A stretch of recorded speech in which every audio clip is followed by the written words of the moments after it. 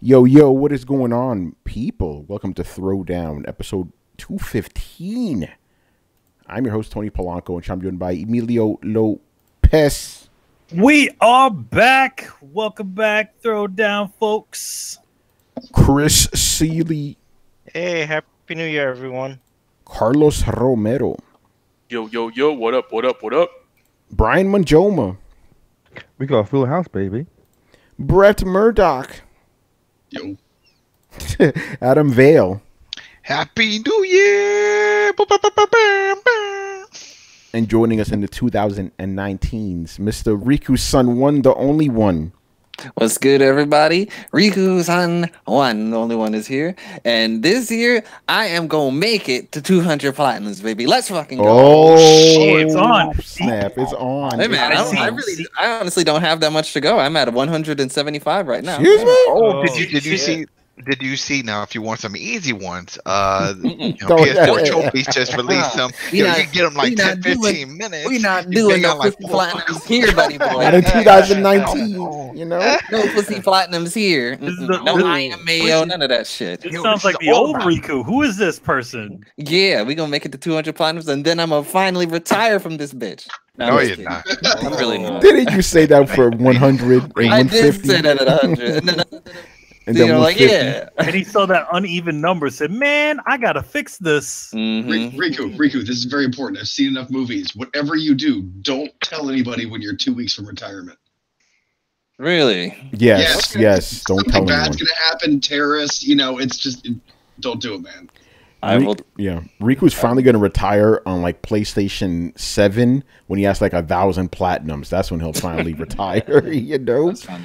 Yeah, so yeah, man, we're back. It's like we never left. Isn't that interesting, you know? Yeah, I mean, we kind of been, you've been doing game streams on the Throwdown night, so. Yeah, not as much as we should have, I'll be real. We said I tried to do the GTA, man. I tried setting it up, and everybody, I didn't know Chris went to New York. Yeah, man, every year. You know? Yeah, he's got family up there. You know? No, I know his family's, but I didn't know, that he stood so long. Yeah, no, it wasn't that long. It was only a week. It was like 6 weeks or some shit. What are you talking about? Yeah, man. If you want, dude, we could do it this weekend. You see? All right. Do Arena War. Excuse me? But yeah, I know it's interesting. For me, I'm like, where the fuck did the time go? Like, when I realized it was like this Thursday, I'm like, already? Fuck. I felt like we just stopped recording last week, but I didn't really do much. I think that's why. All I did was literally read comics, watch like some TV, and that was it. I just started because I went on a self-imposed game break. No games till I finish off the year. So as soon as the year started, I started playing some games. Oh man, what you playing now? Assazione. Actually, I can't call it that now, right? Assassin's Creed Odyssey. I'll talk more about that later. Me too. Finished Red Dead. I finished Red Dead. Oh shit. There you go. Get the platinum. Oh, yeah. Oh, God. Oh, no one's man. getting that fucking plat. Riku, get that plat. Dude, put that on your list. Which one? The freaking Red Dead Redemption 2 plat. Some of the Hey, shit. Rockstar.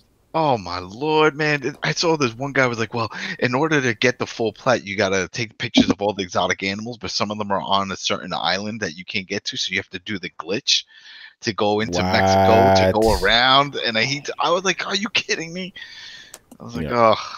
But anyway, before we start, Brett, you wanted to show us something, or do you want to do that later? He might be muted right now. There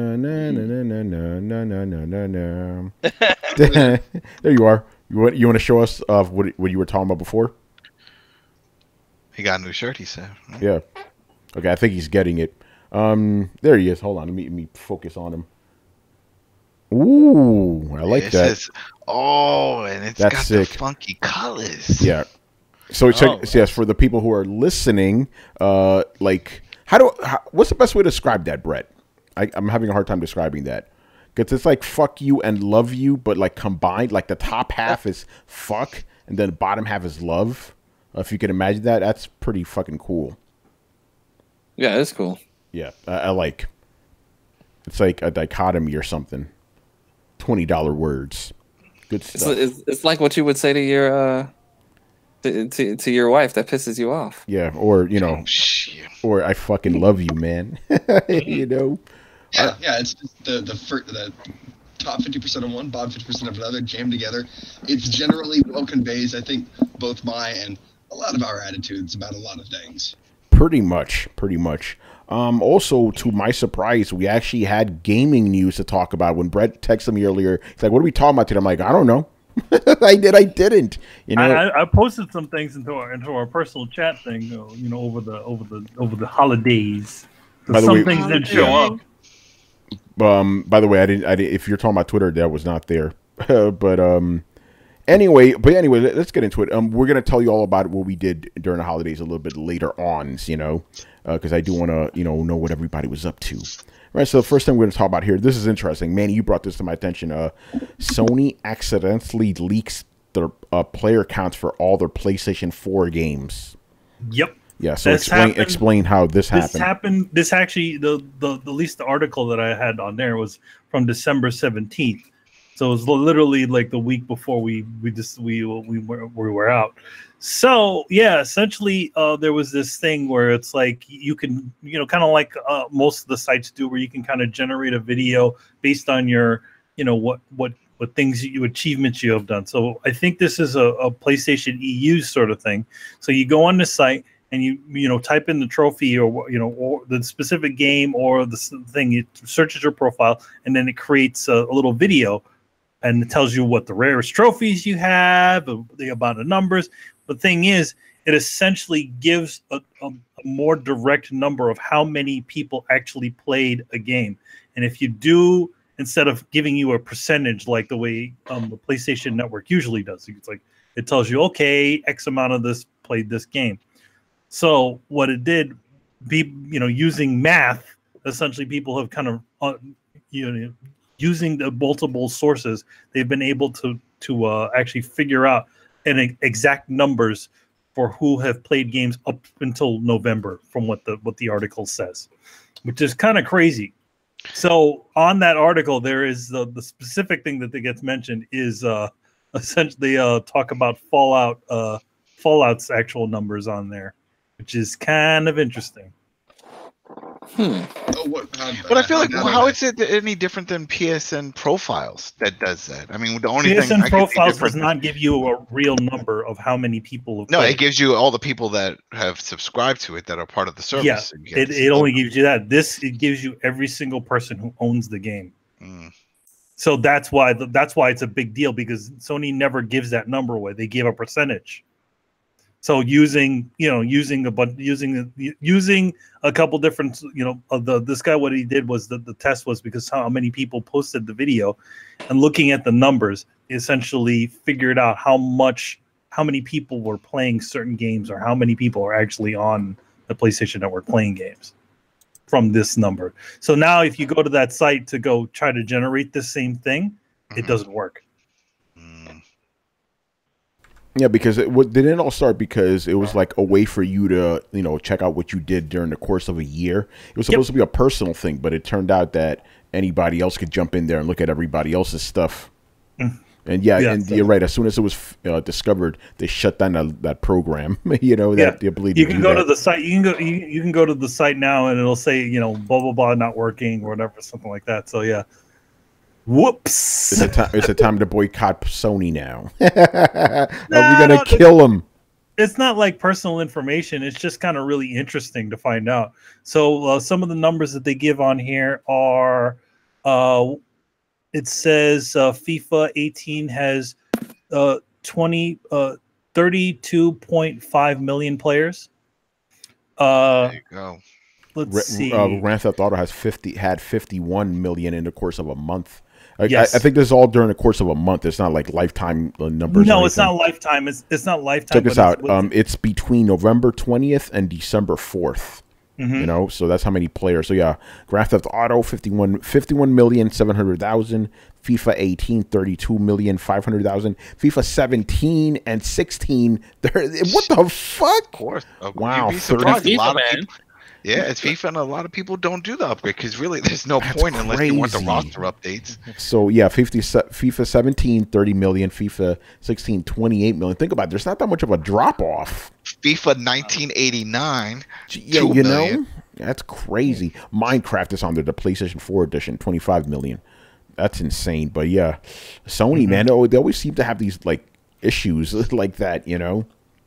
It's not really like it's kind of a sort of a weird, like, not like a leak. It's more like an odd oversight because obviously they're trying to do, they're trying to make everybody, they're trying to, have everybody do something fun for the year. But yeah, if you reverse engineer it, you can actually kind of get the number of actual players Or you playing. could have, Yes. not anymore. I gotta ask, like, is this just a big deal because Sony doesn't broadcast them, or because like Nobody broadcasts the actual numbers of how many players are currently playing their games. Nobody does it. Not even So- Microsoft. that is so weird? Doesn't Steam do it? I feel Steam does Steam it. I does feel it. like Steam they like to actually- brag about that. Steam does it, but not Oh. Sony or Microsoft. They just keep Yeah. They that. used to do it, but then Valve patched it this time, sometime this year. Hence why there's a site called Steam Spy. It had to shut down because they patched it. It's exploits. And they were doing the Interesting. exact same thing because like they're based on how many people have a certain achievement and how many numbers, and then they reverse engineer, and then seems like nah, stop. But No one knows why. no, that's a good question though. Why is that hidden? I don't understand. That's kind of odd. I never thought about that. But you're right. Why is that hidden? Because then it brings up a whole other aspect of people complaining. It's like, oh, you see, you guys, no one's playing this game. Look, here's the numbers, and it throws more shade onto a certain product, especially like a yeah. Fallout situation. Yeah, Why they you may not playing want the that real game? I numbers see there's out only there. 15 other people, so that means it's just you and 15 people. You fucking loser. ... Yeah, that's interesting. Yeah, I mean, it can obviously be used to sort of like try to like essentially, any sort of bad press, like as far as numbers, like, oh well, this is an online game and only blah blah blah amount of people are playing it at this time. Well, I guess I better not buy it. They still want to sell games. See. Yeah, it's just like what websites used to do when they had the little clicker showing all the hits that they had, and then they Yeah, took it off. I remember that. Because then they were like, wait a minute, because then sites for advertisers were like, well, you're only getting so and so amount hits, and so you can't really fudge the numbers if you have a little clicker at the bottom. So they took it out. So it was like, oh, how many are you getting? A whole lot of hits, bro. Too many. Well, I mean, still in the industry though, they, as far as like sites go, little inside baseball for people who have video game websites and having to do at E3, they actually ask for site numbers. Oh yeah, I'm sure when it finally does come to those points, yeah, you got to do it. But I mean, for the general public to see it, no, they don't want them to see that shit. What were you gonna say, Chris? No, I didn't say anything. I thought you were gonna say something. I'm gonna say something though. Rocket League had more players than Fortnite on PS4. Whoa, seriously? Ain't that about a bitch? Oh, by the way, FIFA 15 had more crazy. players than Fortnite. Wait, did you say 15? Yeah, 15. FIFA 15. Whoa. Jeez. Granted, it's only 200,000 more, but still, you figure Fortnite would be like the biggest game on here, Yo, Ninja needs to get on FIFA, man. right? Oh man, that's Adam's boy now apparently. Well, sort of, but I can't follow him because I'm not into Fortnite, so he lost me there. But man, it's finding out that he was part of Final Boss and that whole Halo team that shocked me, and I just gave me a whole newfound respect for the man because I was a big fan of that group. And it wasn't until like when I looked at the date, I'm like, I don't remember him being on it. It was like 2011, and 2011 is when I got married, had a kid, so I pretty much stopped watching it. I'm like, shit. But if I would have saw him, then I would have known. But the thing I didn't understand is that's never talked about. Like whenever I hear these, whenever they talk about him in interviews and stuff, they talk about Fortnite and PUBG and stuff. They never talked that he had a MLG career before all this. Because no one cares. You know? That's but why he made money from that. He was still relevant. The people that were following him were from MLG. So because no one cares. Because I thought because I remember I didn't know about the I didn't know about Halo, but I knew about Call of Duty. He did that. I know that. By the way, your boy Ninja made $10 million last year. Nice. Wow. Jesus Christ, man. And that when your mama says gaming can't make money and playing video games. Shit. That's crazy. Well, yeah.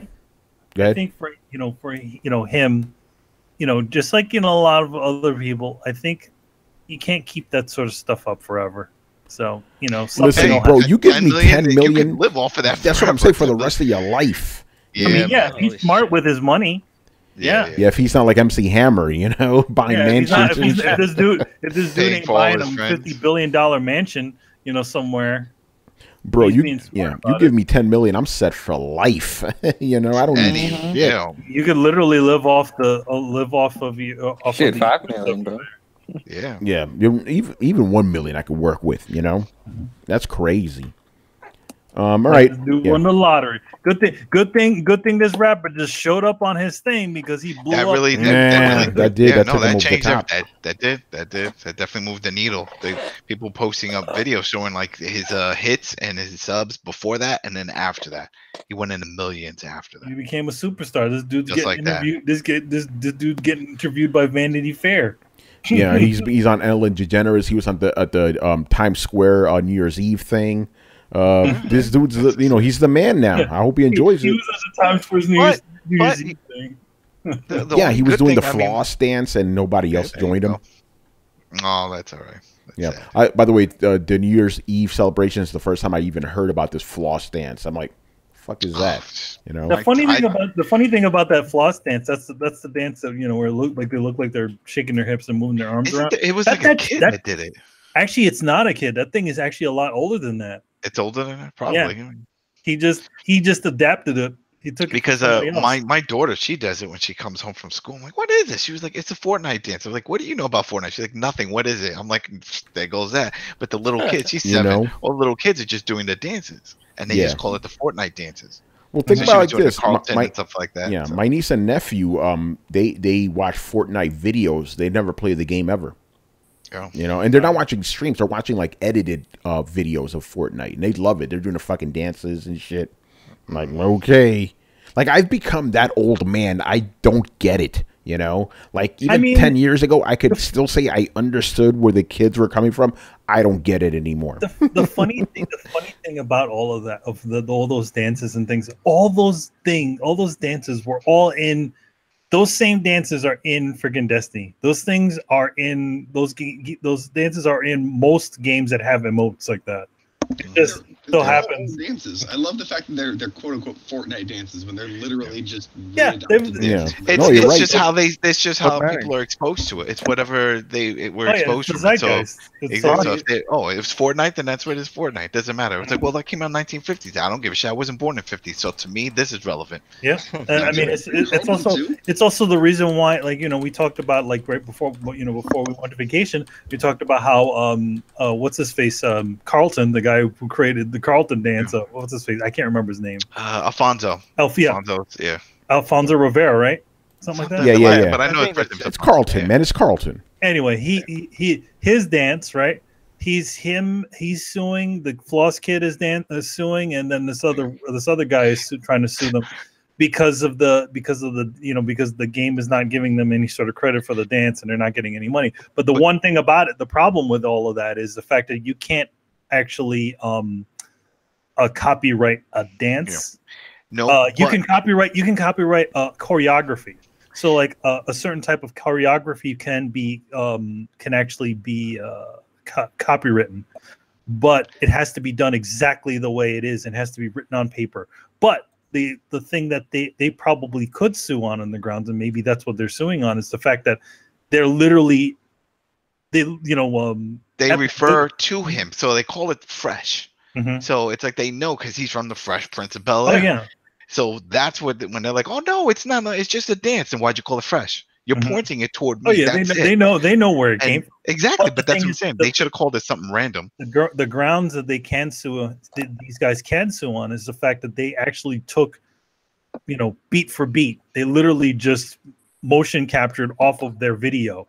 So you could literally say, okay, yeah, I don't own the dance, but you did steal my performance and you're distributing it without compensating me for. Here's my question though: why wasn't he trying to sue all the other games that did dance before Fortnite? Wait, my man. Yeah. Wait, there was an update to that. There was an update because what you just said, and some people had sent it out to his people saying, "Hey, it's in Destiny and stuff." And his lawyers were like, "Thanks for the heads up. We'll go after them too." See what I'm saying? Oh man, they didn't know. See? They didn't know. Now that they know, and that's the thing, it has to be big. I mean, it's just like here we could say, I don't know, you can start doing the dance or with your hands, and no one's gonna say anything. But if we blow up, if something happens, now it's all about, oh, look what Tony did. He's doing the wave. No, you're right. The thing is, the Destiny ones are not exact duplicates. Like you could literally take that Carlton dance, stick this one specific performance that he did on stage, and next to it you put the Fortnite dance next to it, and it literally syncs up perfectly.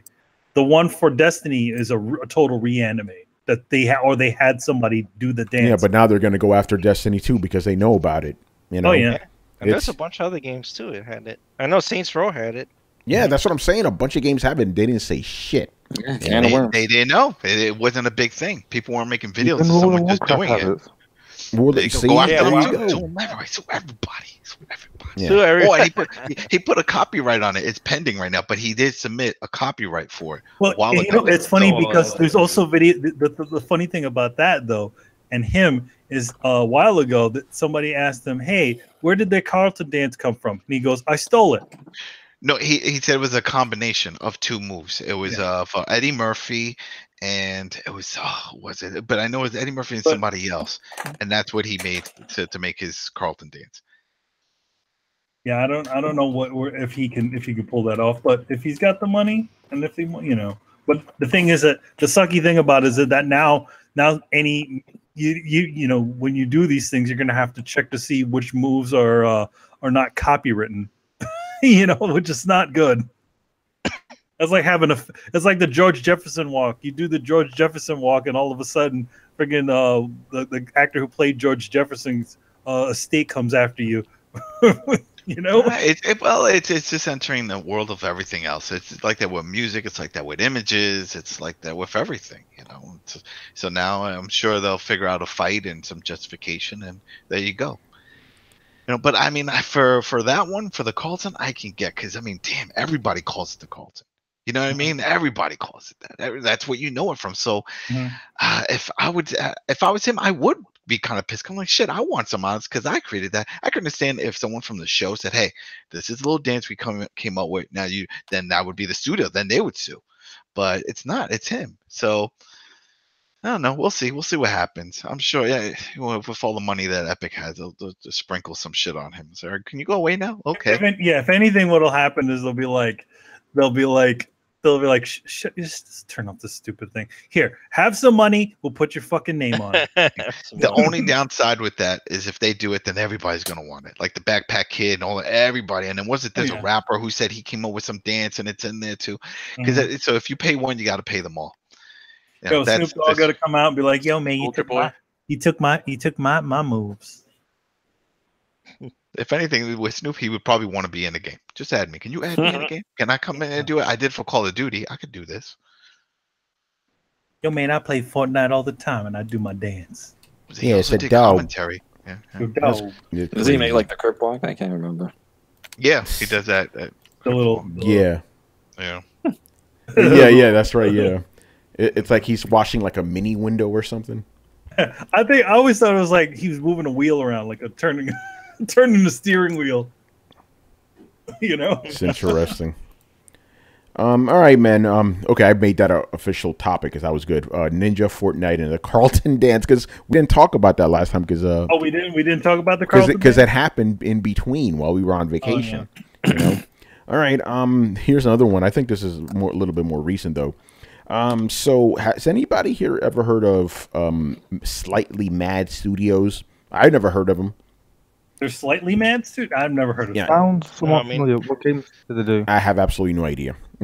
But anyway, they're slightly mad. Yeah. Well, they might be crazy right now. So their CEO, he came out the other day saying that in 3 years' time, they're gonna have a next gen console that's gonna be the most powerful system ever out there, and it's gonna rival the PS5 and the Xbox Two.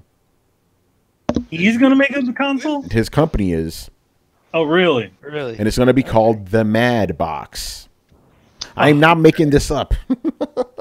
Okay. He's really trying to find a different word than box. Yeah. Really? Let me read this. The Man Station. Yeah, let me read A company that we've never heard of. Where are they from? Yeah, let me read these guys. This guy, his name's Ian Bell, by the way. What is the Mad Box? It's the most powerful console ever built. It's literally mad. You want 4K? You want VR at 60 frames per second? You want a full engine for free to develop your games on? You have it. I thought you needed more than 60 frames for VR. That sounds like some Trip Hawkins sort of shit right there. And it could do Bitcoin mining for you. Yeah. That's like some 3DO speak right there. That's like they got Trip Hawkins to come back and be like, yeah, we got everything. But then he comes back around saying, no, it's going to be 120 frames a second. Whoa! What? All right. Who is this dude? He's getting people to talk. That's what it is. Yeah, He's just throwing big shit out there. So go ahead, Brad. What are you gonna say, man? Well, it just seems like such ridiculous, over-the-top conjecture. It's 120 frames a second. It seems like somebody goes like, "Yeah, well, ours is 128." He'd be like, "No, you are." Like, yeah. Okay. This is what he says. Somebody replied with, "Wait, that's not right, isn't it? Isn't it 90 or 120 frames per second proper? I swear 60 per eye plus RE projection to hit 120 was the other route." And he goes, "It's right when your console runs at 120 FPS. I guess native." This all sounds like a bunch of horse shit. I'm sorry. That's some Willy. That's some Willy Wonka shit right there. It's like, come with me to the world of imagination. Yeah, and he says it's going to support every single VR headset that's out now and that will be out. Oh, so that means the PlayStation VR works on it. Yeah, it's totally future proof, man. Not only that, HoloLens will work on it whenever that comes out, and then the Oculus 2. Man, let me read some more. This guy is very entertaining to me, by the way. Is he Peter Molyneux? Yeah, okay, let me read this other statement, because again, I'm finding all his statements gold. Okay, we think the industry is a little bit too much of a monopoly or a micro-oligopoly. We think competition is healthy, and we have the required hardware contacts to be able to bring something epic to fruition based on our designs. So it's not so he has all these connections. So he's not just doing a Soulja Boy console, huh? Yeah, we're going to talk about that later. I mean, is this a Steam box? I don't know what the fuck this is. Dude, it would be a $4,000 Steam box. Yeah. Well, even then, let's put aside price. Like, what platform is this? They're not, because I haven't heard anything that indicates they're thinking about launching their own gaming platform. This guy said it's going to be a console akin to the PS5 and Xbox Two. That's what he said. No, in power. That's the thing.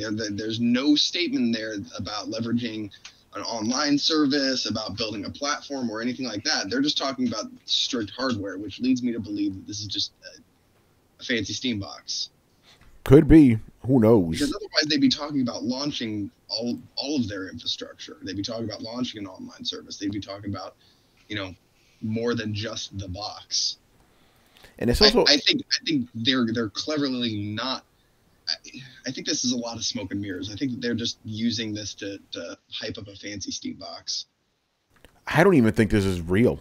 I don't think in 2 or 3 years' time, I don't think this thing's going to come into fruition. I think this guy's just blowing a lot of hot air, to be honest. This dude comes out of nowhere. Yeah, we're going to have the most powerful console ever. Okay, who are you? Yeah, who are you, first of all? Who are you and what are you doing here? Yeah, Brian, who is this guy, man? So, Tony, you may have heard of some of the games that he worked on. He worked on the Need for Speed Shift games, so Shift and Shift 2 Unleashed. Okay. And also, he developed Tony's favorite game, Project Cars and Project Cars 2. Oh boy. Yeah, that guy. Which is interesting, as again, the games themselves are like solid technical games, but in terms of what he's spouting, I don't believe him. I'm going to second Brian on that. I don't believe him either. I don't believe it. I'm not saying he's a liar. I'm just saying I don't believe him. You know? Yeah, I mean, you know, I could just walk out there too and just make crazy ass fucking claims. Hey, he may believe it. I'm just saying I don't have to believe it. That's why I think he's just big talk, just trying to get the word out there. Spread. See, we're talking about it, and other people are talking about it, and then when it does come out, they'll be like, "Oh, remember like a year ago or 2 years ago, you know, Jimbo Johnson." It's the next Ouya and shit, you know. Yeah. It's the Ouya 2. Because we know if you took like the most expensive PC hardware right now, if I were to go out right now and let's say I could spend whatever I wanted and put together a crazy PC, I couldn't brag about any of this stuff he's bragging about. So it's ridiculous to say he's going to build a console that can do this, you know, where Microsoft and Sony have hundreds of engineers and designers and work with AMD to build their systems and design it, and they can't do this stuff, right? So the small studio and this guy's going to say, oh, we can accomplish all this stuff. Go right ahead, man. And a console better not be, better not cost $4,000. Yeah, I think this guy's just like a distant cousin of Peter Molyneux. You know, let's just be real here. It's like a carnival barker, you know. But you know, step right up, we'll step see. right up. Step We've right got up. the best console ever. It's gonna glow. It's gonna print out money. It's gonna do everything you want it to do. Change your fucking life. Yeah, right. Oh my god. Oh, Ben, I was gonna say something. I better not say it off on air. Even though it probably won't like offend people because nobody knows who Micro Machine Man is. Oh, I miss him. He died. Yeah, I know he died. No, but I'm just gonna say because I don't think anyone's gonna care.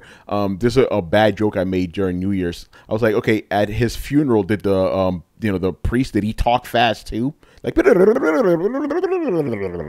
man, you know, like I said, horrible joke. You know, too soon, Tony, too soon.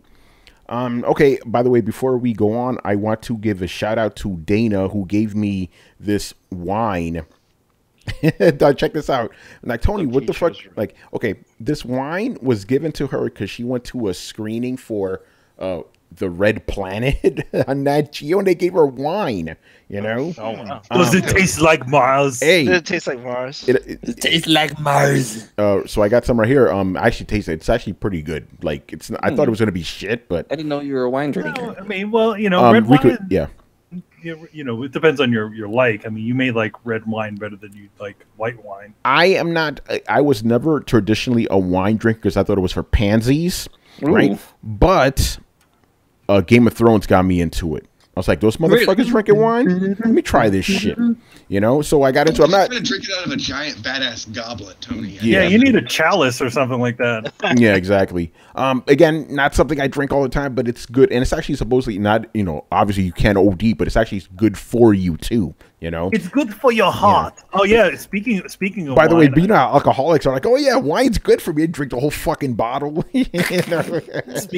Don't tell them that.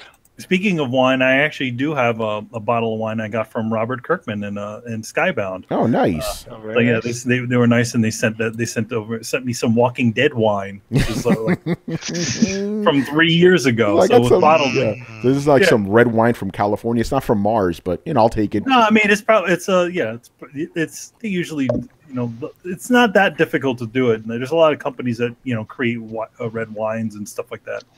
Oh, we saw Fallout trying to do it, remember? And they're doing rum. They're doing rum. Ooh, rum! I like the sound of that. What are you saying, Brett? No. Rum. Yeah. What were you saying, Brett? I was gonna say, is there Martian wine? Because I'm not even a wine drinker, but like the second they send back some Martian wine, I'm in. Dude, I'm all over that. Give me that fucking Martian wine. You know, like, dude, it's gin. You know, all the ingredients for growing on Mars. You're like, oh, that sounds awesome. Like, I mean, it's not very good. The soil up there isn't very good. But like, I don't give a shit. Just give it to me. Exactly. It doesn't matter. You're still drinking Martian wine. That's Give fucking me Martian awesome. wine. Even if it tastes like shit, you know. Like this soil is not conducive to growing wine. Doesn't matter. It's from Mars. Well, irradiated. Yeah, exactly. It's just a little irradiated. It's It's fine. just a little rated. It's still good. It's still good. All right, Manny, since you mentioned, we're gonna talk about this fool Soulja Boy, man. Soulja Boy been this hoe. Now, here's the thing: we got to cover the entire saga because we were away while all this happened. So this dude. Okay, so Soulja Boy, for you guys who know him, he's some fucking rapper. You know, I don't think this guy's been relevant for who knows how long. You know, he did Superman.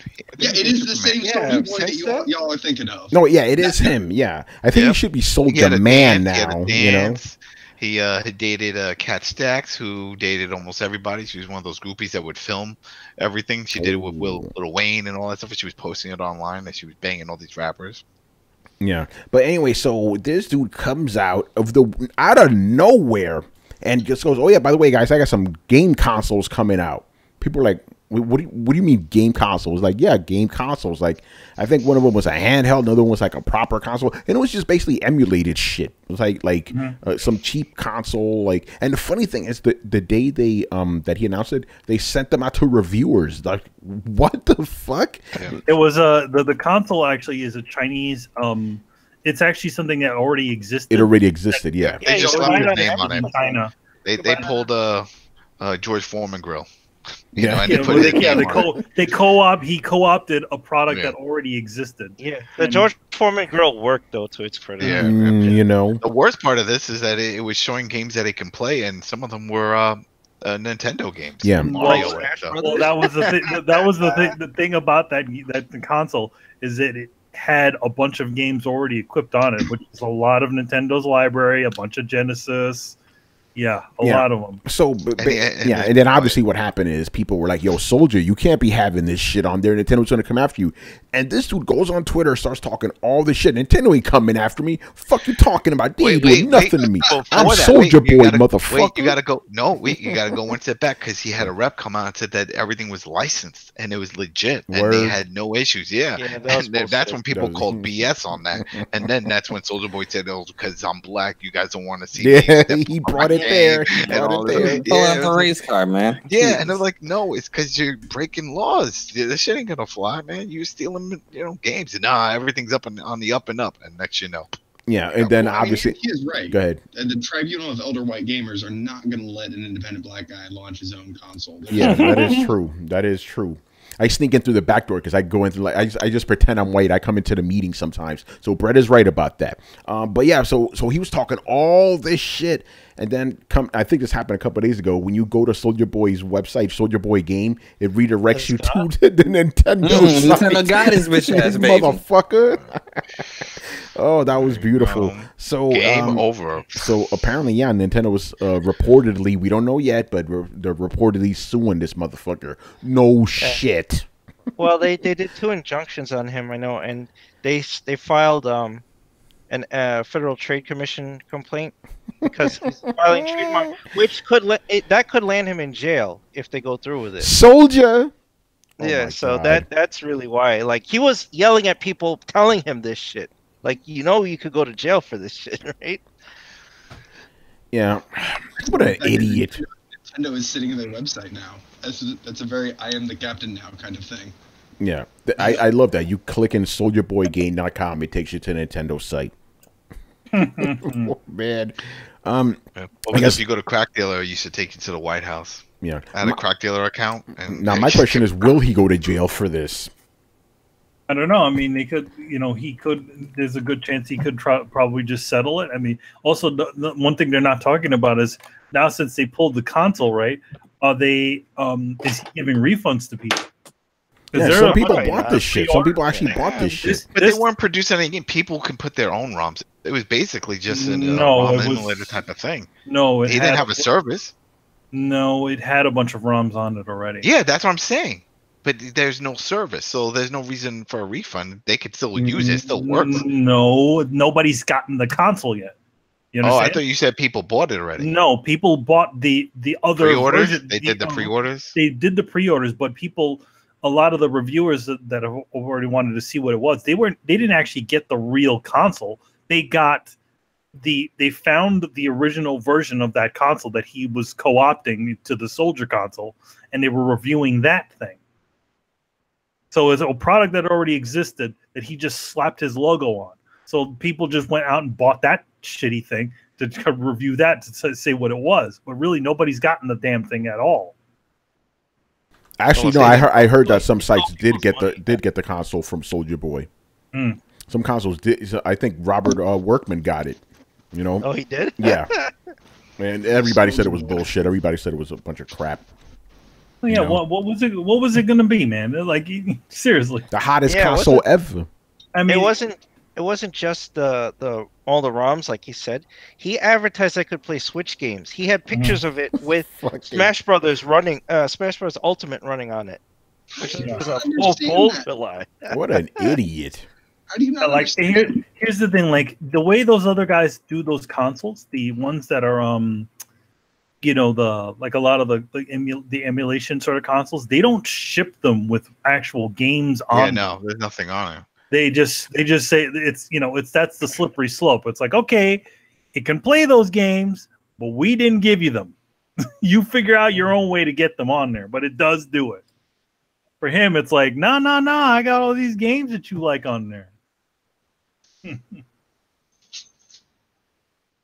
It's like you know, it's like if Hip Hop Gamer made his own console. Remember, he talked about I got like 10,000 games on my shit because he has a modded Xbox. You know, he has a modded Xbox, but you know, you gotta keep that on the DL. You know, he's not keeping on the DL. He talks about that shit. Yeah. But the thing is, he doesn't sell it. That's why he's okay. You know. Well, here's what I don't get. Like, how do you not realize how proprietary? Like, if you know anything about gaming, how would you sit back and honestly think like, dog, you know what's a dope idea that nobody's had? I can't believe Sony hasn't done this. So we should make a system that plays Switch games, yo. Like, oh, we should make a system that plays all the games, yo. I can't believe nobody's thought of this. They were definitely high when they had that conversation. Yeah, I was about to say that, Brett. Like, how do you think of that? You don't think. You're stupid. That's how you're able to do that. Because you're dumb. Even the consoles that have kind of done multi-platform games, like when JVC had the ability to play Sega CD games and to play certain other types of games, they at least had a license with agreement with Sega to do something like that. Whenever anybody's tried to do any of those sorts of things, they usually have some sort of connection. Or it's like, well, again, those repro consoles, which kind of fit under that slippery slope of emulation sort of stuff, they're able to sell them because they're not selling you the actual games. They're not selling you Nintendo games or anything loaded on the damn thing. To be honest, if he was able to do this and not have it equipped with any sort of games, and then the other thing, we talked about the Switch thing, right? That would be also being that the copyright is pretty fresh on those on Switch games. Definitely, that would probably be a huge violation on Nintendo's copyright if it was able to do Switch games. I think we hit it on the head here. What happened is one night he was smoking weed with his buddies. Like, yo, man, you know what'd be crazy? They had a console with every game on it. Like, and then one of his boys like, yo, why didn't you do it? And he's like, I can't. He's like, why can't you, man? You're Soulja Boy. And he's like, oh shit, I am Soulja Boy. Fuck that. We're making this console tonight, son. You know, I bet you that's what happened. Fucking. Or a company just came up, somebody said, hey, we'll give you a bunch of money if you slap your name on this. What is it? We make game consoles. Done. Let's do it. Yo, I like games. That's it. I like games. You like games? I like games. You like games. We're going to put Mario and all that. Oh, you got rights? Yeah, I do. Then let's do it. He probably don't know shit. You know, he's probably the only person that won out of all this. I wonder if the people... I wonder if the people at the Chinese company were just like, yeah, we have all the rights to do this. It's all good. Just put your name on it. But even that, I mean, they should have known to have taken a risk because he is, he's a known person. It's going to bring attention. Usually don't want that type of attention. Like I said, I really think this guy's too stupid to understand what's going on. I'm just being honest. I think he understands now. Now he understands. Yeah, he as fuck understands. What he needs to do is also fire his manager who let him make this investment and go through this process because this could taint him. What manager? I don't know, for his music. I'm my own manager, man. Soulja Boy. I'm Soulja Boy. Boy. He needs to change his name to Boy with an I at the end, you know? Oh man! All right, let's move on here. Rico, we're gonna jump on this slightly differently though, with the whole because you linked me to something that was like from a year ago, but I still think it's kind of relevant because a lot of people are talking about Persona 5 on Switch because I think they got Persona 5R, whatever the hell that is, and then Persona 5S, and then Joker coming to Switch. Yeah. So people are like, what the fuck is it? What the fuck is it? You know, and has Atlas made any statements? I don't think they have right now, have they? They haven't anything. Yeah, here's the thing. Okay, so the article Riku linked me to was Atlas 2 years ago said that Yakuza 0 and Persona 5 will never come out to anything except PS4, which is funny because you could buy Yakuza 0 right now on PC for $20. You know, so I don't really, you know, the reason don't talk about that. Yeah, so I don't think you could really take them at their word for it, you know, when it comes to that. But it is interesting. I'm like, okay, if PS3, you know, can handle Persona 5, pretty sure Switch can, you know? Yeah. Then again, even if even if it was just like a PS4 game, I'm pretty sure Switch can handle that too, you know? Well, I think that's why so many people were clamoring for it, is because at least I'm not sure how it's gotten recently, but the early Switch adopters, you know, people not even early, first year or so, were looking at games very critically. I mean, like, you know, I bet you this could run on a Switch. Like, contrary to what a lot of very loud fans will have you believe, most people who have a Switch are very aware of its limitations. And so they'll look at a game and be like, yeah, that could actually work really well on the Switch. Or, oh, no way in hell. Here is the thing, though. Maybe the reason why they're saying something like it will never appear on another console is maybe Sony, because this is also Sega, maybe Sony is paying some amount of money to help develop these games. Oh, I guarantee it. And that is the whole reason. So they have exclusive rights to these games because they give in money to help develop the things. Yeah, that's why you see those other versions of Persona on the Switch, which was that kind of they did announce a Switch version of Persona or of Shin Megami Tensei. So those things will appear on there maybe because those are not directly, you know, funded by Sony. Well, they didn't have their little community games too. Was that? They have their games on the 3DS, Persona Q. Yeah, those are spin-offs. What were you saying, Brett? I think that the community, or the big question, at least with the people making most of the uproar right now, is they're just looking at it, and because I've seen the forums, they're looking at it and they're saying, obviously it can happen, so why isn't it? You know, it's kind of the same question of, you know, crossplay when it's showed bare bones, and then they're like, okay, there's no good reason why this shouldn't happen on the Switch, so why can't it? Yeah, it's got to be an exclusivity thing. If all those other Persona games are coming, it's got to be like an exclusivity thing. Or maybe, you're right. Maybe Sony did help fund it. They haven't announced that, but maybe that's the case. Because let's just be honest, Persona 5 could run on fucking Switch. Well, it's the same. It's the same sort of question. It's like, why isn't Yakuza on an Xbox? Yeah, well, that's just purest exclusivity. You know. Yeah, I definitely think that Sony is probably paying a little bit of money to Sega to keep these things, you know, specifically on PlayStation. But remember, the other Persona games and Shin Megami Tensei, they're all come into Nintendo systems. You know, the old ones, right? Yeah, the old ones, and even the new Persona 5, the dancing game. I think it's on Switch. Correct me if I'm wrong. Yeah. I think that's the one that's coming. Yeah, so I think it's just with that game specifically. But I think I guess I'm not really uproar. I'm not going to pay attention to those idiots, but like the demand for it, I think it's justified because it could run on Switch and it'd be a great game on Switch, you know. But anyway, talking about this topic, I have to jump to this. This happened too.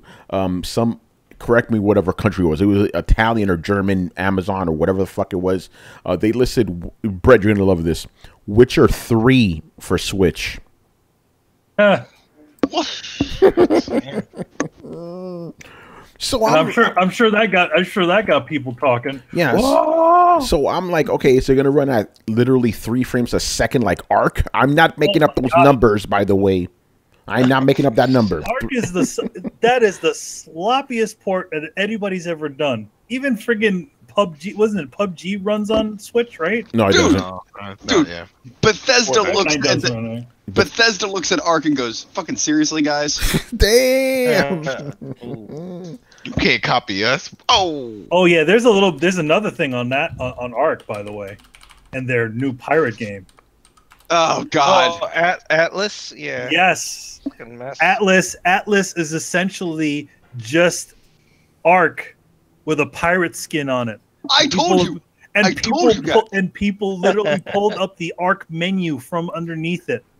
So like another Yeah. No, Brett. Basically, what you said was just confirmed officially. Basically. Yeah. yes, people literally just I think it was something they did with they moved the mouse somewhere else and they literally pulled up the Ark menu. Wow. And that pirate expansion, the pirate thing was supposed to actually be an Ark expansion that they turned into a full game. Okay, no, that would make sense. So they pretty much take something from a game they were supposed to make years ago, and they promised to give their fans, and instead decide to monetize it and never release it on its own.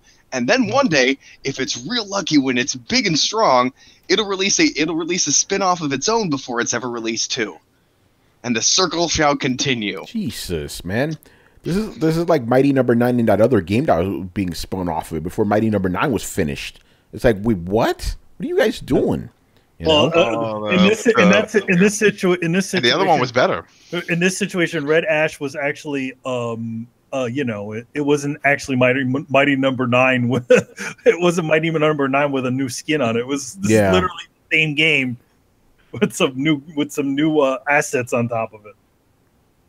But yeah. So anyway, yeah, Witcher 3 on Switch. Get the fuck out of here. The way that's happening, you know. Well, if they make it look like a PS2 game or then maybe it'll run. Yeah, right. Give it like Soul Reaver graphics or something. I don't know. Oh man, They would definitely have to do some really sneaky things on it. But they got Doom running on the damn thing. So I don't know. I mean, they got Doom running at a decent frame rate. But Doom isn't a massive giant open world game. I mean, yeah, we have yet to. Skyrim works on it. That's an open world. That was Skyrim that is is true. Skyrim is like a 1 generation old game. It should run on anything. It runs on my toaster, man. I was playing that shit it this runs morning. on this toaster. There we go. It ran on the PS3, didn't it? Yeah, Yes. it ran on PS3. Not very And good. PS1. Yeah, PS1. Yeah, the thing ran on PS3. I think somebody just I hacked mean, their to classic be and put that shit on it. To be honest, if we're talking Bethesda, you remember that same engine is being used from the previous game, from Oblivion's same game engine is being used on the, so it should run. Yeah, I mean, if you dial it back. Yeah, several notches, you know. So yeah, I'm calling shenanigans on Witcher 3 on Switch. It's just stupid. Tony, if it is on Switch, are you going to play it? No. Finally. Fuck no. Or buy it. Why, Brian, I own the Witcher. I own the entire Witcher series on PC, bro. Yeah, but I haven't played it, but I own them. You know. Okay. I'm just saying, I mean, Brian. yeah. If the day ever comes, I'm ready. That's all I'm going to say Never about taken that. the digital packaging off of it yet. Yeah, exactly. I will say they're not getting me again. They're not getting me this time. I bought 4 copies of The Witcher that I've never played. Oh shit! Like I'm Join done. us again, Brett. No, I'm saying I don't want to buy the game anymore. I don't like it. What? I keep trying, but I don't. The Witcher, you must join us. I have given CD Projekt Red all of the good faith money I'm going to give them. What about Cyberpunk though? I'm not. I'm gonna wait and see. Yeah, call we it gotta Witcher see more. Punk. We have to see more. We have to see more. It's just Witcher in first person mode. Yeah, it was just the fact that literally like half the community is like, could you please put a third person mode in there? And they're like, what? Can't hear you. Don't have good feelings about that. So I'm gonna wait and see. I think that's fair. You're like, can I see the really awesome looking outfit that I supposedly am wearing right now? You can see it on your hands. You see it on your hands. See your hands. You got those gloves on. That proves you're wearing the outfit. Duh. Customizable costumes in first person makes no fucking sense. It doesn't make any sort of sense because So stupid. who sees it? No, like, you know, especially on a single player game, it's like, hey, look, yeah, that's true. Because at least in a multiplayer game, the other people could look at it. You know. Yeah, exactly. But And you can see it if you film it. I mean, I guess if you walk into you look in a mirror and then or into some puddles, you're like, man, I am looking good. Look at me. Or if it's like some of those games where you can kind of look down and you see your chest, so you can look down and you see your awesome T-shirt upside down. Something I don't know that. I mean, honestly, if I were the only one, because I've said this in games before, if I were the only one, then yeah, sure, that whatever. But I know that I'm not the only one. There's a ton of people that are like, dude, your last game was in third person. Come on, like we know you can do this. So just the fact that I see so many other people mentioning it, and CD Projekt Red is just kind of like, man, it's not really our vision. Like, yeah, but you know, it's you should let people approach your vision in a way that they want to. I don't know. I'm not saying change around your storyline, but for fuck's sake, like don't lock people into a certain control scheme or camera scheme, especially in a single player game. Yeah, I'm with you on that one. Even though I don't care about the game, I'm with you. All right, man. All right, and then just to finish it up with some fun stuff, let's talk about what we did during the vacation, man. / what games we've been playing. We're gonna mix it all together. Rico, why don't you start us off, man? What'd you do during the Christmas and New Year's and all that? When you walk away, man, that's all I've been playing, man. I'm trying to get ready for this Kingdom Hearts 3, like everybody, once, and I'm pushing through, Tony. Like right now, I'm playing Kingdom Hearts Birth by Sleep. Came out on the PSP. It's on this HD remake, and I'm enjoying it actually. As far as like the gameplay, they made a couple of changes so it could fit on the PSP, and those features will be in Kingdom Hearts 3, like the shot lock feature and whatnot. I'm trying my hardest to make sure I understand it from a story standpoint, but there's a few things that have my head itching, and then I Aqua and Ventus and Heartless and Heart and Unverse and just.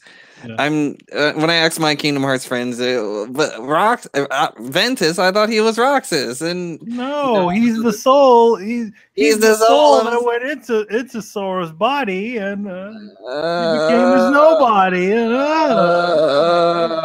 know what I did? I didn't even bother with playing any of those games. I just put on a. I'm gonna be honest with you. From like a story and I guess popularity standpoint, it feels like Kingdom Hearts is like a mixture of. Be careful. I hear it. It's a mixture of like Naruto and Bleach. Oh, you know what it is. You know what it is. And this is it. This is all of Kingdom Hearts and the whole thing. It's this loose excuse to get Square Enix characters and Disney characters to be in the same world. That's all it is. It's an overly complicated story for really, and there's no real kind of payoff. Let's be honest. They were and all those spin-off games do is just complicate things more than they need to be. Yeah, Brett, what were you saying? Oh, let's be honest. They were figuring things out as they went. There was never a grand whiteboard where they're like, okay, this is going to be the big total story for Kingdom Hearts. They're just kind of like, I don't know. Then he meets. Yeah, I can definitely. Here's how I can tell that with Birth by Sleep. I'm gonna say this. Manny, stop cutting people off, man. Oh, sorry about that. Yeah, go ahead, Riku. When it came to Birth by Sleep, before Birth by Sleep came out, at the end of Kingdom Hearts 2, they try to tease at what they're gonna do next. But then when Final Mix comes out, it's kind of like different to where their path was going in the original one. So I agree with Brett when it's like, yeah, it seems like they're writing as they go. But I mean, this is almost 20 years in the making as far as the storyline now. But what were you saying, Manny? Tetsuya Nomura, brilliant artist, not such a great story writer. That's why I said it's reminding me of Bleach with Tite Kubo, where he's an amazing artist himself. But look at that Bleach story. Is it anything to like brag about? Not really. I'm trying, man. It seems like it's going to be. That's the key feature of these stories that drives me fucking crazy. Is that some of these kind of like gardener type story writers, at the very beginning, you're like, okay, let's see where they're going with this, and you are completely unaware that they are sitting there as a story writer, being like, I have no idea where the fuck I'm going with this. Yeah, I can see it, but I mean, at least from a gameplay standpoint, it's pretty fun. And I mean, Tony said he played some Kingdom Hearts 3. He doesn't give a fuck about like what's going on. Don't care. I like the gameplay. That's all I care about. He played it and he enjoyed it. I had another friend who was deep into Kingdom Hearts, and he says, "Man, when it comes to anything story related, I just turn my brain off and I just play the game, and I enjoy it for what it is." I'm like, So, I mean, I think that's how it should be played. I think at some point, honestly, the fandom caused the game itself to be taken a little too seriously because, and I'm old enough to remember this, folks. When the very first game came out, it was just supposed to be kind of a loose, goofy multiverse celebration of all of these different characters. It was very self-aware that it was just ham-fisting everything together. And since then, it seems like, I want to say it seems like, honestly, a lot of the fans got really rabid with it, and then the series kind of started to take more of a serious tone, to take itself more seriously. And respond. No, it isn't really taking itself more serious. It stays about the same. I think the biggest issue with the whole thing is that the fact that they did take so long to make this final Kingdom Hearts 3 game, and they have all these other Kingdom Hearts games in there that are that are all canon, kind of fucking with the timeline. You know what I mean? It's like they came up with this Kingdom Hearts all in one package.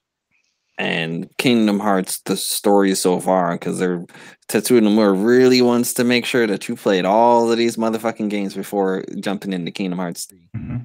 Because, like, you know, if you don't turn your brain off, you're going to be confused as fuck. Because each and every little game is important to what's happening in Kingdom Hearts 3. Well, then don't take a full human generation to release your story, asshole. Whoa. Literally. I mean, 20 years is like the amount of time it takes to go from one human generation to another. I could have had a child after the first Kingdom Hearts. It wasn't 20 years. It's like, the end. I think it was something like, I don't know.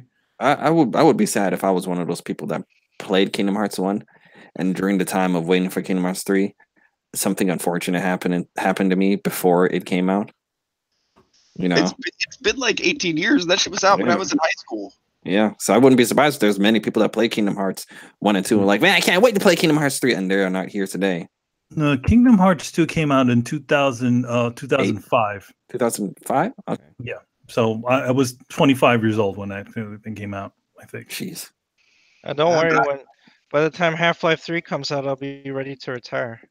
Oh, shit. Hey man, I tell all these Kingdom Hearts fans, and I will continuously say this: you guys may have been waiting for Kingdom Hearts 3 really long, but guess what? I've been waiting for longer.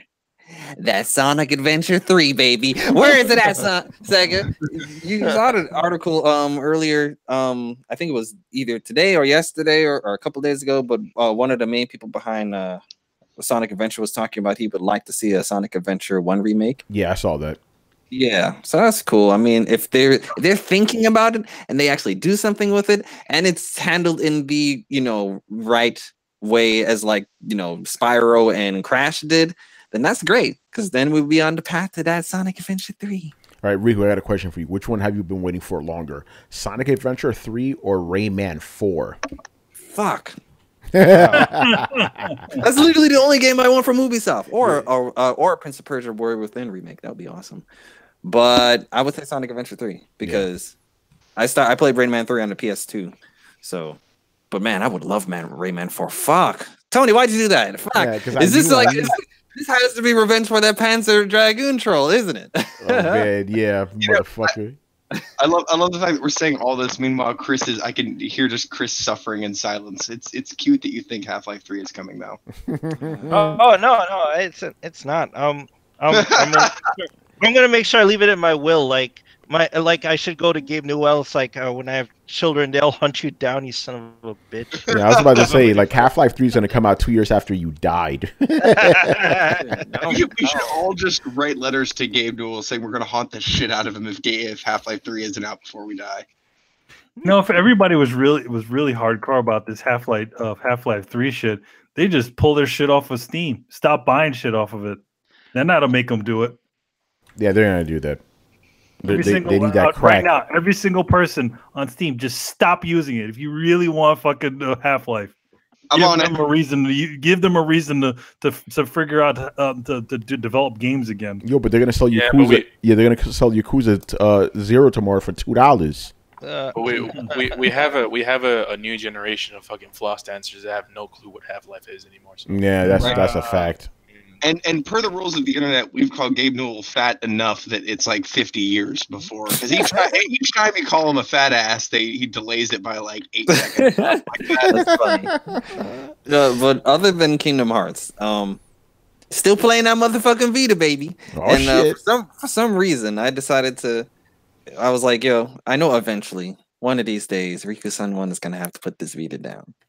But I'm gonna have to knock this fucking Vita backlog out.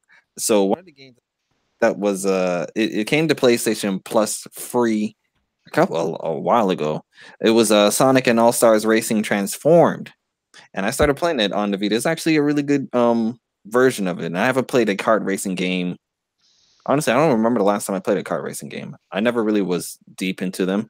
And the last, like, I guess, arcade racing game I played was Sonic Riders on the PS2, which is funny because I remember when I was in the store and I was looking for a game to buy, and I saw Kingdom Hearts 1 or Sonic Riders. I was like, Sonic on a hoverboard? Sign me the fuck up, baby. So I chose Sonic Riders over Kingdom Hearts 1 back in the day, and everyone was like, that's a horrible decision. How could you?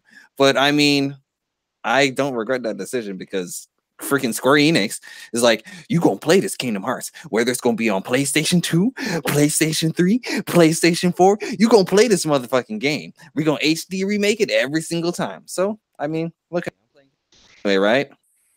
So, that's good. Sonic, the Sonic that specific Sonic kart game, it was also on PS3, as I remember.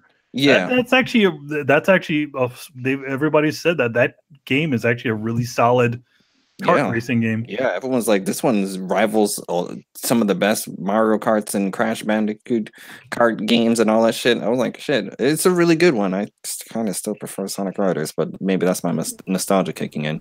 And on my 3DS, I've been playing Radiant Historia. That is a good one. It's a good one. It's reminding me a lot of Chrono Trigger. Nice. Did you do anything like special during the holidays or anything like that? Nah, fuck the family, son. My bad. My man. No, just kidding. Yeah, my brothers came from they're in the Air Force. They came down. We hanged out and all this stuff. Good little family reunion we had down here. Good stuff. All right, Manny, what'd you do during the holidays? For the most part, I work because I have deadlines. You know, it don't stop as long as I say. But I did manage to do a couple of things. I came up to the city for when Chris came up there. And we had the meeting, what I call the meeting of the minds. It was me, you, Chris, and Jossie, my girlfriend, and Chris and Kristen. So we just had some real New York pizza because we don't live in New York anymore, and all the pizza outside of out of New York City sucks. Facts. So yeah, we did that, and for New Year's I went to my friend's place. So yeah, I didn't do much, and I actually haven't played any sort of games as of late. I did watch a couple of anime on Netflix, and I watched that Black Mirror game they put out recently. Yeah, what'd you think of that? I thought it was interesting, but I think that the novelty of it outshines the actual narrative. Yeah, I could say that. The narrative is actually pretty simple. If you don't make any mistakes, it just runs right through it. Yeah. See, you can't call that a mistake. It's an adventure story, so it shouldn't be considered a mistake. It should be an alternate ending. There's the mistake is whenever he says, "Oh, I'm going to redo that again." That's because I did the total opposite. I did all the bad stuff on purpose to see the other ending, and it wasn't. Spoiler for people. There's nothing to spoil. It's not fun.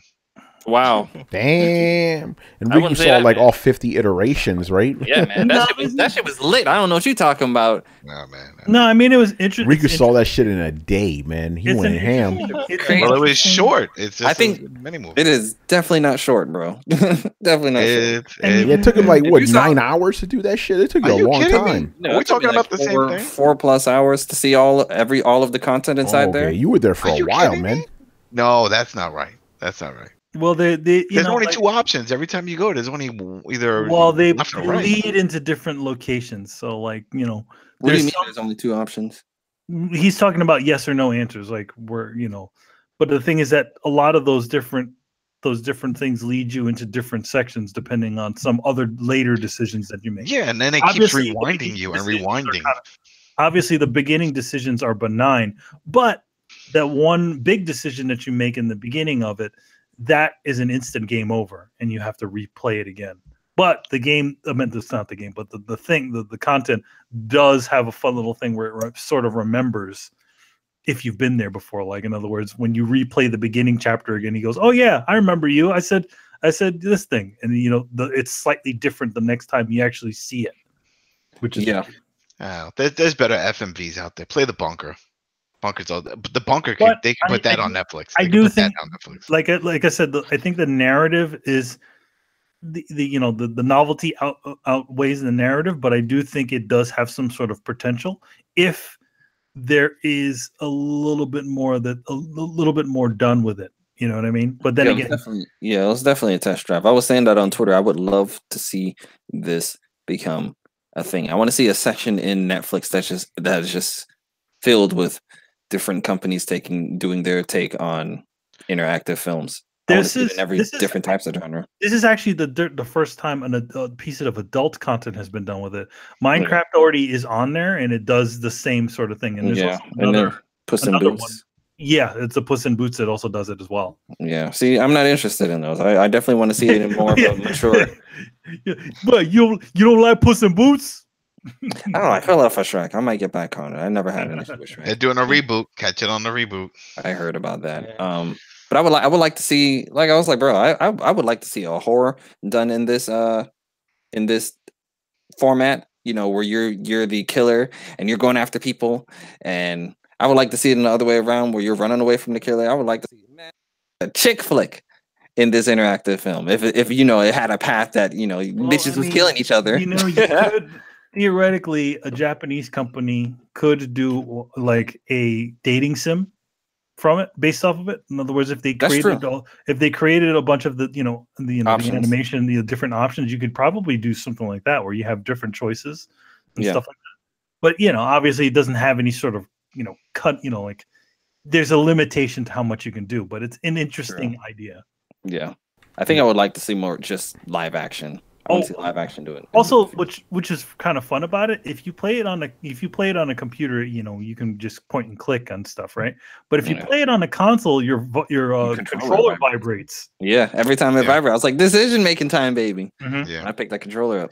And if you didn't use it when it didn't vibrate, then you get the normal pause back forward. So you had to wait till it vibrated. Gives you the cue to switch over. Yeah, so that's pretty much what it did. You know, pretty low key sort of stuff. You know, tried to do little things here and there. You know, but not anything crazy. The big one, I'm getting a little bit of a performance anxiety with Red Dead because I'm thinking about how big the damn game is. So I'm like, I don't know, man. Yeah, it's gonna take you 2 years to beat it the way you play games now. It's gonna take you a long time, dude. It's probably gonna take me a while, but I mean, I don't know. I mean, I could just do the straight line, but you know me, I like to meander and look at shit. It's crazy. Yeah, for me, same deal. I didn't really do much, but it was kind of by design too. I purposely didn't play any games so I could focus on catching up on comics and even some TV stuff. You know, just some. I think it was a couple of those Supergirl episodes I didn't finish. And then a bunch of documentary stuff I watched. I watched a lot of concert videos. I was talking to Manny about this. Like, I should have done this years ago. It was like I was watching videos of my favorite bands in their prime on YouTube and not cam footage, like professionally shot shit. So I was like doing a bunch of that. Yeah, no games at all. Again, by design. I started playing games right now. Assassin's Creed Odyssey. It's interesting. I should like this more than I already do because it's in ancient Greece, something I've wanted for a long time from the series, but it's not hitting me right the way Origins did. I don't know what it is. I have a suspicion, but I can't discuss that on air. But you know, mechanically it's good. It got a lot better for me when I switched those controls around because the attack buttons were on the top, L and R1 and R2, which is just weird, and dodging is square. So I switched it to more traditional, you know, square, light attack, triangle, hard attack, circle to dodge. Now I'm fucking owning. So yeah, I'm murdering shit now. They did it in Origin also. Origins was like that too. Yeah. I switched it back to the old school way. Yeah, like R2 to run is not X to run. And yeah, it's funny because when I was playing this game for the first 20 hours or so, like when I went into a fort, I was very careful, you know, as stealthily as I could. Now that I'm like really confident in the way I play, I'm just murdering I just run in there, you know. But that was good. And then as far as the vacation, the highlights were obviously when I got to see Manny, Chris, Kristen, and Jossie, you know, Valentino's, our usual meeting of the minds, as you say, you know, which is a lot of fun. And then for New Year's, I went to see my friend Mike and Rachel and their kids and stuff. That was really good. You know, a lot of good eatings, a lot of empanadas were eaten that night, you know, courtesy of my mom, you know. Took the photo, it was on Twitter. Yeah, people were like, "Oh shit, what are those, man?" Like, yeah, the real shit, motherfucker. I didn't buy them from a store. We made them. You know. No, man, you made it with your hands. With your hands, what?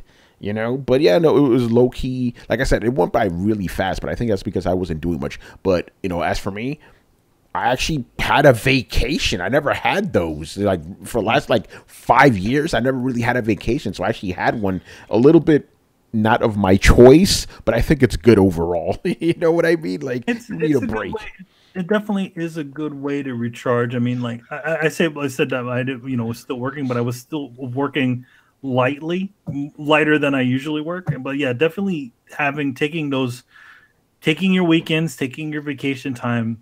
That's a good thing because, you know, especially if you have a stressful sort of job, you need that time to kind of regroup your mind. Yeah. So again, like even though I would have preferred to have worked, I'm glad I didn't have to, if that makes sense. You know, it was good. I feel great. Except for the part where I fucked up my shoulder. It still hurts. Like, what the fuck did I do? I'm getting old, man. It sucks. You know. But yeah, it was good overall. Chris, what did you do during the holidays? / what did you play? Well, yeah, I went back to New York, saw my mom, my stepdad, my Kristen's parents, and you guys. That was a good time. I brought the Vita with me, and I played a little Dragon's Crown because I haven't played that game in years. Yes, nice. Dude, we need to play that. We need to play that together, man. Shit. Yeah, now you can play it on anything. Yeah, the AI is terrible. Like when you pick your allies and just set it to the computer, they just get murdered constantly. But that game, I've been now that I came back, I have the Pro one on PS4. So like the save data worked. Like I was shocked. Like it works between PS3, Vita, and PS4. Yeah, man. But yeah, that game, I like the art style. That was the beginning of game media being like the outrage, right? Yeah. What's that? Remember that? Yeah. Well, I remember that very well. The person who wrote that specific article, what's his face? What's his name? The guy who's Jason Schreier.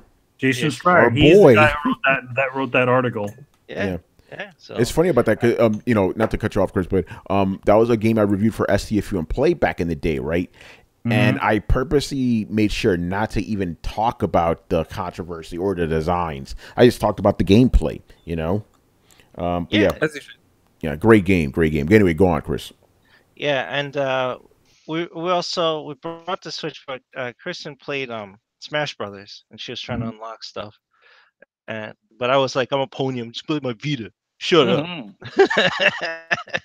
Pull out that PlayStation also, baby. Show her a real Smash. Man. But yeah, no, it was a good break from work. I haven't had a vacation like over a year, so it was a good little break. Did you like Yay for breaks, man. Did you like your Dragon Quest book? Yeah, man. Thank you. I appreciate that. That was cool. Like I love his creature designs. You know, like all I see is Dragon Ball, right? Yeah. That's all. Yes. So it's fun to see, especially the older Dragon Quest artwork he did. Yeah, because it's his older style too, Yeah. which is a lot of fun. Yeah, like when I was playing Dragon Quest 11, I was just like, that guy looks like Boo, that guy looks like Cell, that guy looks like Piccolo. Like, that's all I kept saying. He has his set of characters that he consistently uses. Yeah. It's hilarious. But yeah, Vita, baby. By the way, because that game's 4-player, right? Dragon's Crown, me, you, Manny, and Riku need to play that, man. Yeah, I got absolutely. Yeah. I mean, I got the game for PS4, so Yeah, me too, man. I did the saves thing, like Chris said, so I'm good to go, baby. All right, anything else, Chris? No, that was it. Like, Awesome. I kept it pretty light. Now that I'm back, I have the 3rd Spider-Man DLC to finish. Oh, yes. So I'm going to do that. And yeah, we all got to play some Arena War too, man. I'm down, man. GTA 5. By the way, quick plug, if you guys want to see the 3rd Spider-Man DLC, I actually played the whole thing, so head over to the YouTube channel and check it out. Carlos, what did you do during the vacation / what did you play? I hardly played anything. I think the most I played was like 10 matches of Smash. I did fell for the trap, man. I got that Nintendo Online shit. Oh, you motherfucker. This motherfucker. Excuse me? Excuse me? Yeah, man. My friend just kept bugging me. He's like, yo, it's just $20. It's just $20. And I'm like, man, all right. It'll get you to shut up, man. $20 will be worth it. So I got it to play, and yeah, that's all I did. I didn't really play anything else, and I didn't have a break per se. I had Christmas Day and New Year's Day off. But yeah, I spent it with the family. Man, we got fucking drunk. Like we were drinking so much. My brother-in-law, man, he got crazy. But, Mexicans, man. Yeah, man, singing, dancing, and shit. You know how it goes, man. Yeah, man. But yeah, that's pretty much it. Pretty good overall. I wish there was more time, but it just goes by so fast. Yeah, for real, man. All right, Brian, what did you do during the holidays / what did you play? I did the usual thing. Spend time with friends and family because. I thought you were gonna say Warframe. I thought the same thing too. But I'm not the usual with friends and family. Yeah, I play with Warframe. But yeah, but to me, Christmas is all about spending time with friends and family. So I did that. I missed the 2008 recap show that you guys did because I would just said nothing because I played nothing that came out this year apart from Smash, Pokemon, and Final Fantasy 15. Which I'm pretty sure no one really gives a damn about. So. Hey, Brian, I missed the 2008 recap, too. I had to call you on that, bro. 2018. Yeah, but I'm still a little mad you weren't on the AMA one. That was a good episode, man. Yeah, I had some other obligations. Sorry about that. But I'm pretty sure that Tony would be happy that I didn't go. Ooh, okay. I suspect I know what's happening, so... Cheer, cheer. Yep. Yes. Yeah, I finished off Pokemon Let's Go Pikachu. Finally beat the thingy 4. Yeah, that was actually quite fun. It definitely was quite fun. They've literally not changed anything, so hence I'm just like, okay, cool. The same strats apply here then. Fair enough. Went off, finished Smash Ultimate. Well, I finished the first half of Smash Ultimate. The World of Light mode. I am happy now because I'm like, cool, I'm putting this game down because I don't give a damn anymore. I've just reached the point where I'm like, it'll take me that long to unlock the characters I actually care about that I'm not going to bother. So, good. And that's about it. Played a literal shit ton of Warframe in the meantime. At least a third of my hours were played in the last 2 weeks. Damn, what the fuck? Yeah, like... It was just ridiculous. There's one day I played for 12 hours, just straight out in one day. Just amazing. But I unlocked so many things. Unlocked Warframes, got weapons. Doing good now. They're taking good care of you over there, man. I look around. Man, that's the thing. They don't pay me jack. They just give me content for free. It's amazing. Lovely. And also, I started playing On Rush to try and get the platinum. That game is. I can see why the game didn't do so well. It's not a good game. It tries to capture and are just that doesn't exist.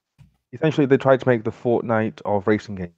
Oh no. In the sense of how it works. It's like, oh yeah, you win. There's a podium. There's loot boxes. There's microtransactions. It's like, can't really do that in that type of game. It just won't work. That's the one made by the former team who did. Yeah, the Motorstorm guys. And Yeah. you can tell because it feels a lot like Motorstorm. Like this feels like I'm playing like the PS4 version of Motorstorm. So yeah, It's a, again, it's a little, it's a fun game. it's a little sad because that that game did have some potential to it. I mean, the Yeah. control, as I remember, was pretty good on it. It's actually really quite fun. Like for the first 2 hours, I would just enjoy myself, and then afterwards, I'm like, okay, I'm starting to see the cracks now, and they're starting to form quite much, and it's not good. So I thought, okay, you know what? As like a nice send off, I'll get the plat for it, and then I'll kiss it goodnight. And that's pretty much it. Not really been playing anything else. All right, cool. All right, Brett, what did you do / what have you been playing? Just mostly hanging out with family. Honestly, I haven't really felt compelled to play a lot of games over the holiday break. I've been playing some Fallout because I felt like playing a multiplayer game. Played some Smash. See, that's about it though. I haven't been going real hard at it. Weirdly enough, and I'm curious if anybody, Brian's probably the only one with me on this one. I'm getting weirdly excited about Anthem, actually. Same. See you there. What? What the hell is happening? 2019, you're drunk, man. What? Yeah, and Brett doesn't even drink. What is going on here? Well, I've been excited for Anthem. You guys know that, right? Since it was announced, I was like, no, we did not know this. Whenever event it was that Anthem was announced. E3. Which E3 was that? Like E3 2 years ago? 2 years ago, yeah. Whatever that E3 was, I remember Anthem being one of the only things that I was actually intrigued by. Yeah, Manny, I fell asleep during that. Oh yeah. Remember, what the fuck is this shit? I'm a big fan of like people in suits and Iron Man and Batman Beyond and Saint. So anytime I see a badass suit, anytime I see a character getting into a badass suit and doing badass things, man, I get the biggest hard on, man. Dude, Iron Man flying.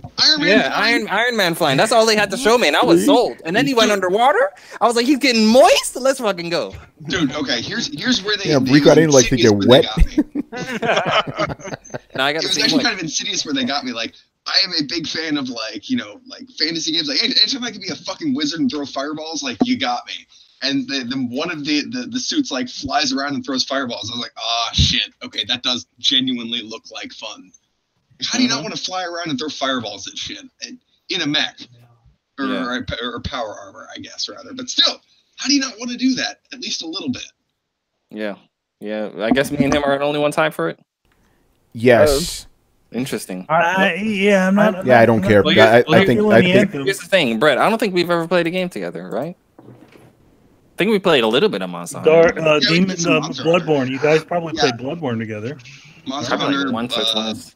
Yeah, we played a Bloodborne. Hey, man. I'll see you at Anthem, man. Yeah, fuck yeah, man. Let's do this shit.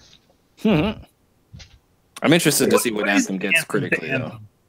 Oh, Riku, don't worry. Brett and Riku, don't worry. EA's gonna send me the games. I'll play with you, but I could not care less about that fucking game, man. It just looks like another Destiny. I bet I got burnt by Destiny twice, and a little bit of the Division too. So I'm not looking forward to this again, man.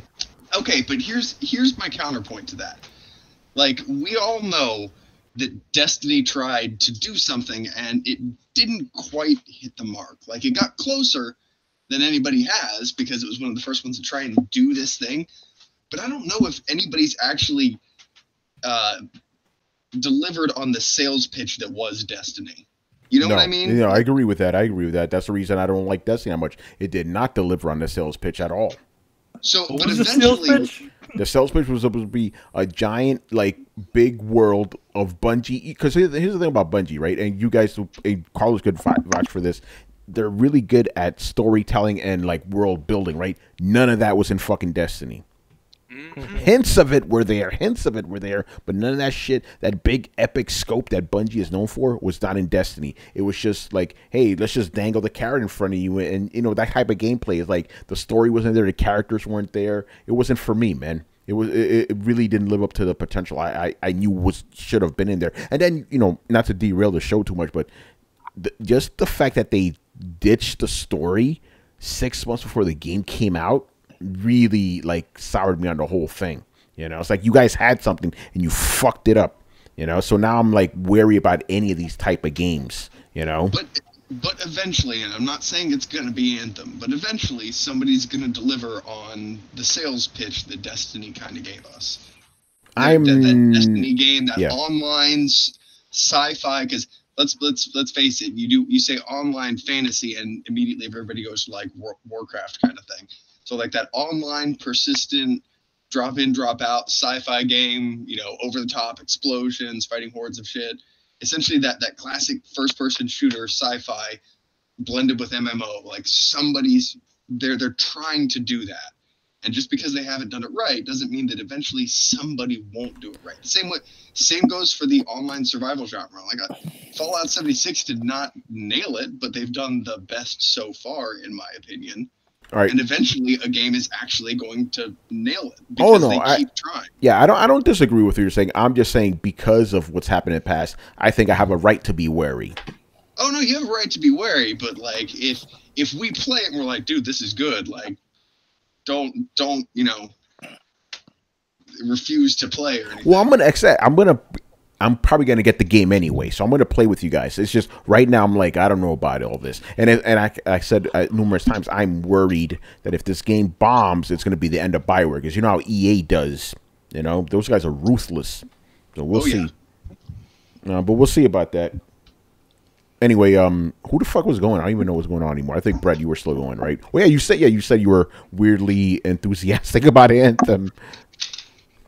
Anything else? Did you? Yeah, no, that was pretty much the end of my deal. I was ending on that note. Cool. All right, Mr. Vale. I look forward to the Brett versus the world with Anthem. No, we'll have Riku on to back him up. We won't leave you alone, Brett. Not this time. Yeah. when you can have that episode, hit me up.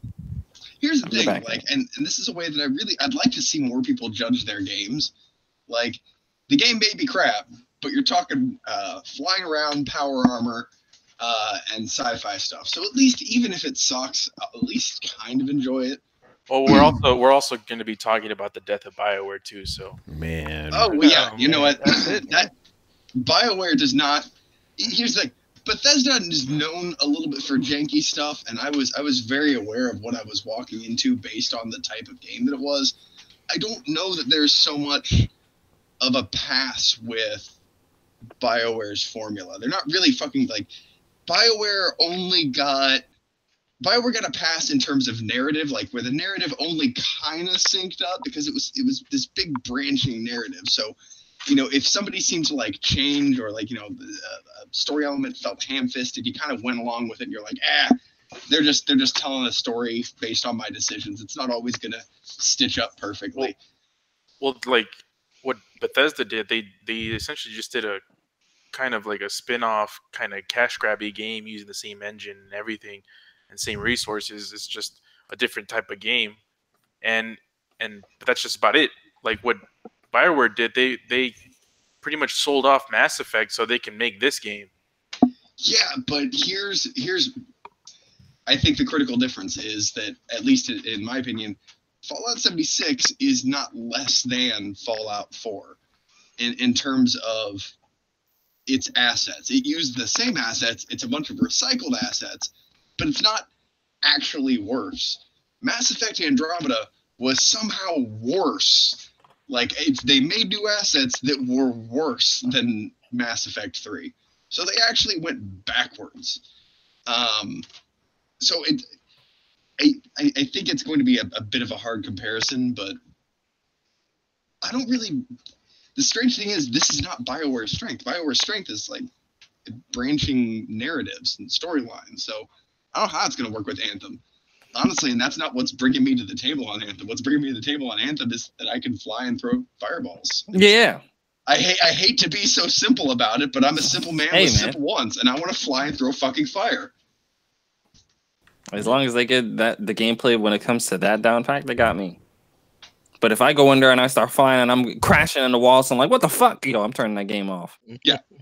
I mean, man, you want that Spider-Man like traversal.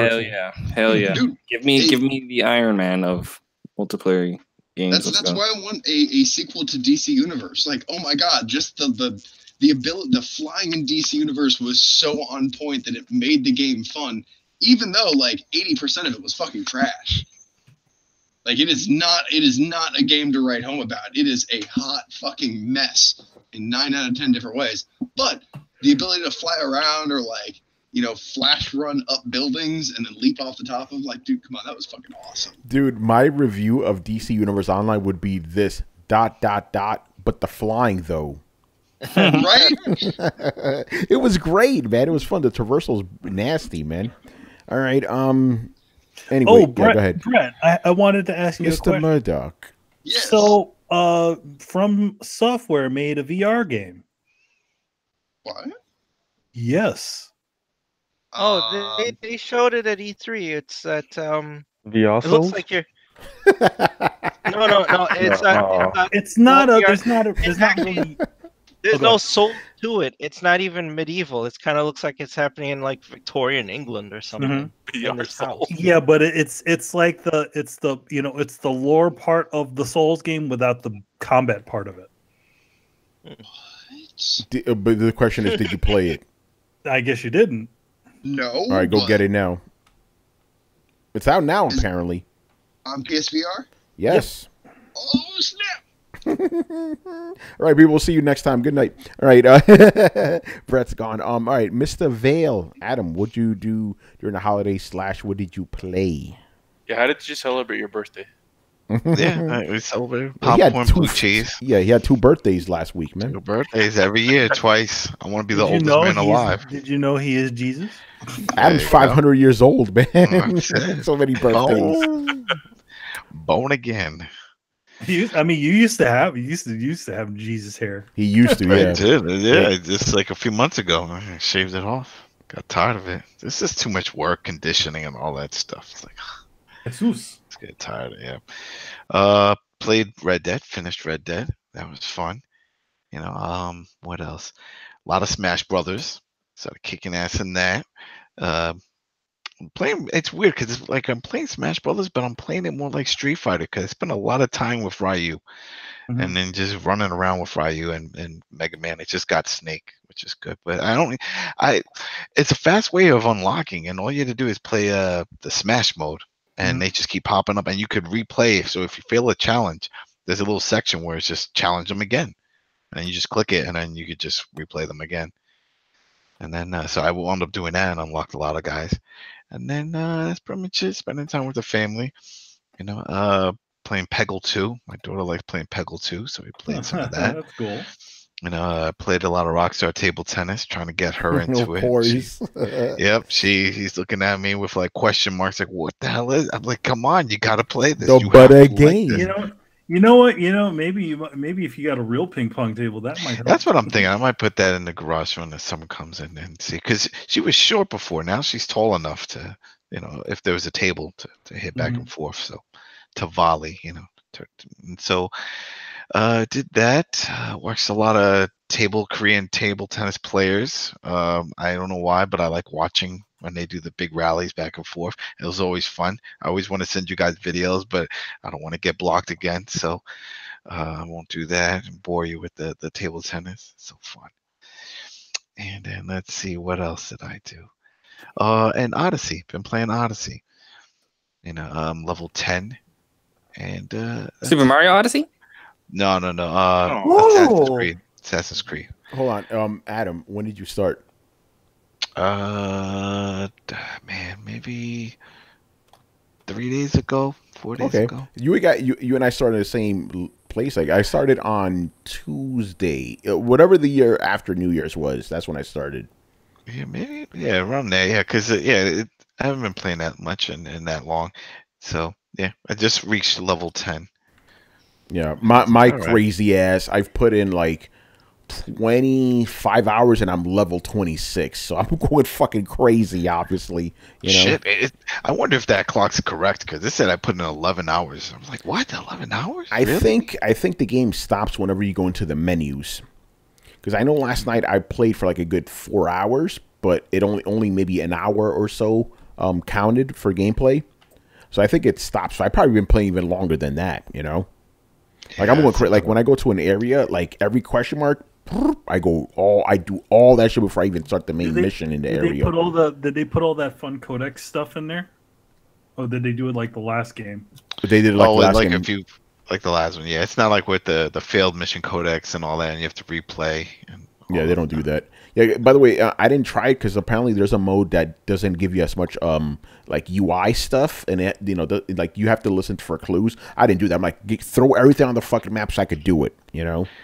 I don't know. So that's what I've been doing. Like I go to a new area, I fully explore it, check all the question marks. Then I do the main missions, but then of course some of the main missions end up in those question mark areas, so they're already cleared out. You know? But I've had some funny, weird glitches, right? Oh yeah, that was this one where a bounty guy was chasing me. I'm like, shit! So I go running, and I didn't realize I was running right into a fort. And they were like, "Hey, you attack!" And they weren't talking to me; they were talking to him. They killed the bounty guy. Oh shit! And then I got credit for it because he died. Yeah, no, I've had a lot of little glitches. Like, I beat this one fort. I cleared everything. You know how you gotta like kill the captains, get all the. So none of that shit registered at all. I'm like, what the fuck? So I'm running around the fort. There's nothing there anymore, but it didn't register. So what I did was I saved my game. I reset it. I come back, and the instant I step into the fort, all that shit just pops up, and I get the completion. I'm like, that's kind of weird. And then today I had a guy on my on the horse, on the back of the horse, and he like slid off. So he was like dangling off the back of the horse. It was really weird, you know. And also what you can do is like a little trick, because before you couldn't do this in almost any game. You can't do this. Once you go into a mission, when you go to save, you can't save, right? Yeah. The mission is active. But in this, you can back out of the area, just keep running out until you're clear of the area, and then you can save and go back in. And I realized that when I was doing the fort mission, and I killed 2 of the guys, and of course they're all chasing after me, so I went running away, and I thought it was going to say mission failed something. It didn't. So I pressed start, press up, I saved, then I went back into the fort, and sure enough, those guys I killed, they're dead. So I kept doing that, picking them off, running out, saving, picking them off, running back. So then that way, you know, because sometimes you can get overwhelmed and outnumbered, especially if you're a lower level. And poof, that's it. And then before you couldn't do that. You know, if you leave the mission area, mission failed. Interesting. By the way, I found something kind of interesting just before we started playing. You know how there's like, you know, animals on the ocean, right? You know, whales or whatever, all that shit. Yeah. All that shit is surface level, and I'm gonna explain why. I was doing a mission where I had to hunt sharks, so I find a shark. I'm like, okay, let me shoot some arrows at him, and then I'm like, okay, let me dive underwater. As soon as I dive underwater, the shark's gone. Completely gone. And then there was like a big whale that was like, you know, like he was like far away from me but close enough. I'm like, hey, let me check out the whale. I go underwater, the whale's completely missing. Interesting, right? Or maybe once you go in, and I think that's like, what it is. Well, yeah. let's then it changes the formation. It's like, all right, we'll respawn something. I don't remember. Yeah, well, I don't. Do you remember doing that in Black Flag? Like just seeing something, jumping in, and then still seeing it? I don't remember. I don't know that. By the way, can I hunt in this game? Because I used to love hunting whales and shit in Black Flag. I think. I mean, it's the same team that did it, so I'm assuming you can, because you see that whale all the time. Yeah, man. As a matter of fact, you know the littler boats and stuff. I'm like, fuck it. I'm gonna see how far I can take it out to the water. It got killed. It got destroyed by a whale. The fucking whale just smashed into it. You know. The one thing is that things that you usually had before they can get quick, now you really got to work for it. Like, you know, all those skills and stuff and unlocks and your boat. I'm assuming it's part of your boat. Once you start upgrading it to get the little dinghy boat to go, you know, hunt down for whales. Yeah, I want to hunt some fucking whales, man. Yeah. So it's cool. It's I'm playing as a guy, Alexio. Yeah, me too, Alexio, because everybody's Cassandra. Yeah. It's Alexio. Yeah, Alexios. Yeah, I'm playing as him too. You know, I think the girl gives the better performance personally. She probably does, but you know, I actually played through the first chapter with both of them before I made my decision. Yeah. Yeah, and then I played the what you call it, the Black Mirror thing. You know, and I didn't expect much. I saw it, and I was like, all right. And then I saw it was doing it. Oh, you failed this, or wrong. What was he said? Wrong choice or something. Then it rewinds. I'm like, okay. Yeah. Then it was like, oh, are you this person or that on the computer? I thought that was kind of funny, so I went the other route, the funny route. Same thing with the doctor. Spoilers? No spoilers. I just went the funny. It's what I consider funny. There's the But- there's the meta route. Yeah, but I just noticed he just kept pointing me into the same path, and I was like, I thought it was going to be like, oh well, this is it. There was some spots where they could have just ended, where it could have been that, I know spoilers, but there's some spots that they could have just said, hey, this is it, you're done. You want to replay it, then replay it and get the other choice. But I guess they wanted everybody to have a similar experience. Here's the thing. There is so there is a main line to go through it, right? And if you do it without, essentially doing any of the retries, right? You get the credits. But there's only one end. There's one other end. There's one ending. I consider them endings when they have credits after them, right? So there's one ending which you can only get by doing two certain things over again in the storyline. And then it causes an early ending and a more happier ending for something. But you can only get this thing if you only seen these specific scenes. Yeah, it's just weird. It's like certain choices that it wanted me to do, like you had to do, and I was like, I didn't want to do this. Some stuff with the dad, I didn't want to do that. I didn't find a need to, but it still forced me to do it. And I was like, come on. Yeah, Right. They only give you two choices, like Yeah, this or that. Yeah, and I picked the one I wanted, and it's like, nope, we don't like that one. Pick the other one. I was like, come on. It's meta, man. It's Inception. Like you get to make his choices, but Netflix gets to make your choices. That's it. And well, he says it. So, but yeah, I played that, and then what else? There was something else I did. I don't remember. Oh, and then I watched just a lot of TV movies, a lot of TV shows, Counterpart and stuff, a lot of the sci-fi stuff, Magicians and things like that. Cool. All right, Brian, man. Yeah, Brian. I think if you saw I think you'll agree with me at this new, because you said before you didn't care for the new Black Mirror episodes, anyways, right? I've only seen like half of season 3. Is it? Mm-hmm. Oh, season 4 is the newest one, so you're a season back.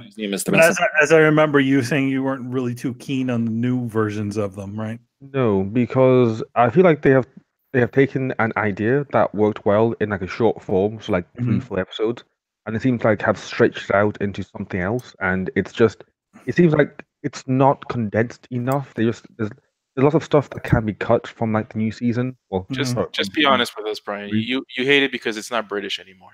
No, British. Netflix guys. I still love it. It's just that it just feels like it's full of fluff. It feels like there's like a bit too much filler stuff in there. I agree. I agree to an extent, yeah. And I'm just not I don't agree. a fan of that.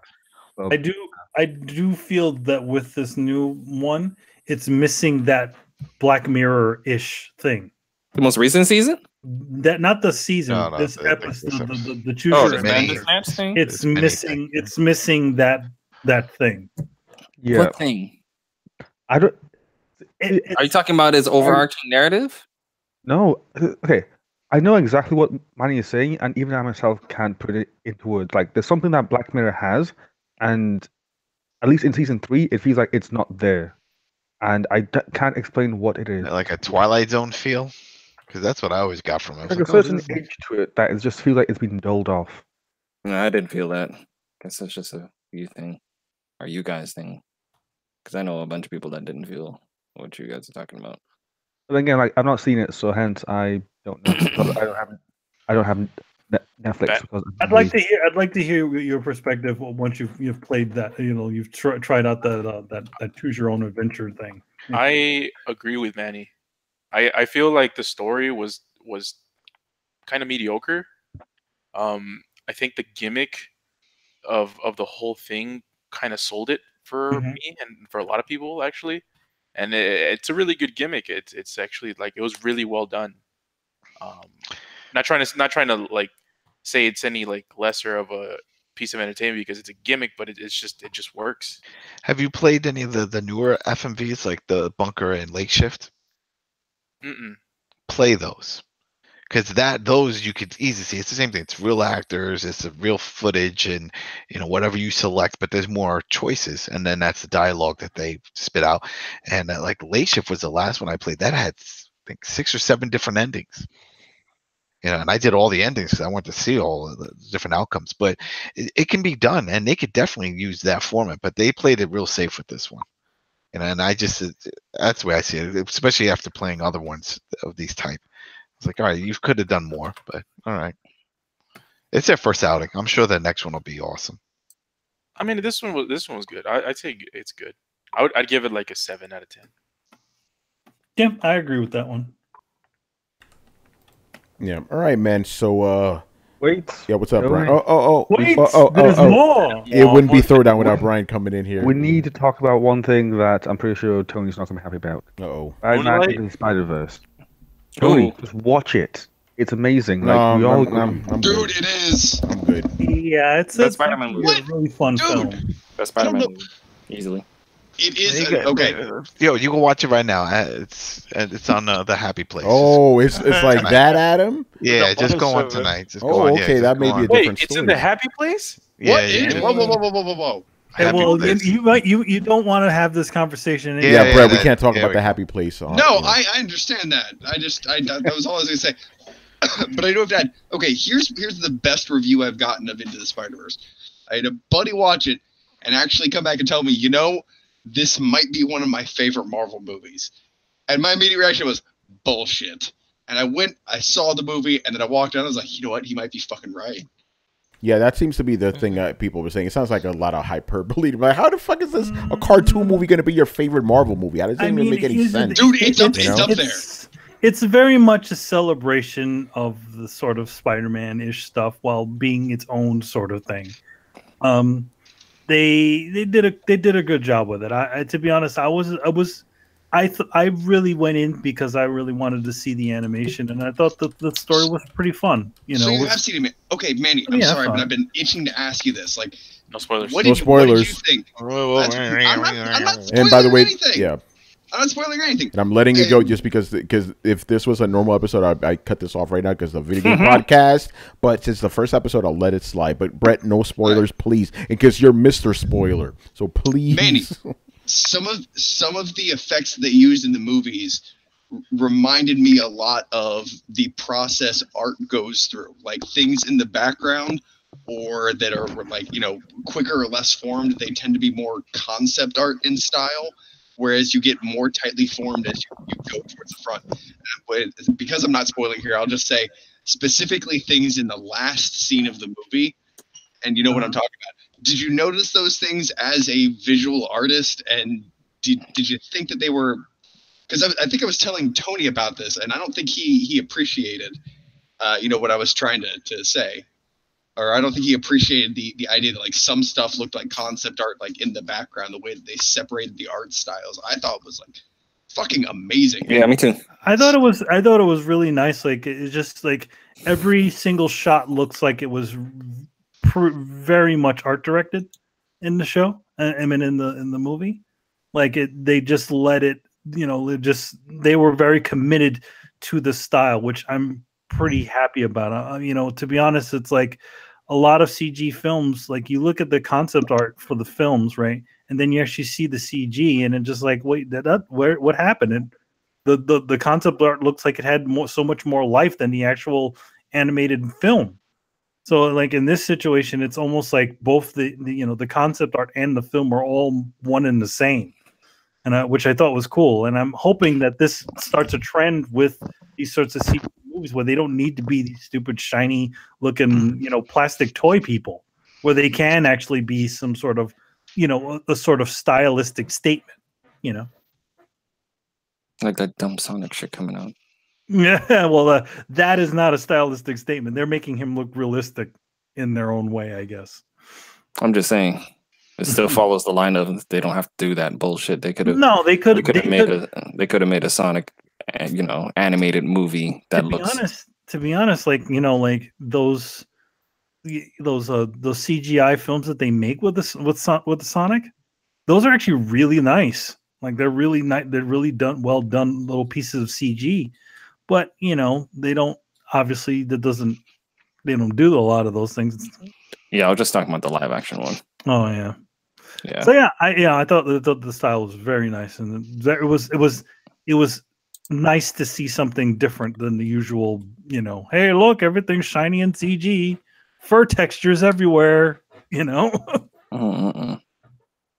Yep, I thought it was just visually just amazing to look at. Mm-hmm. I have never seen that much purple on screen before and not hate it.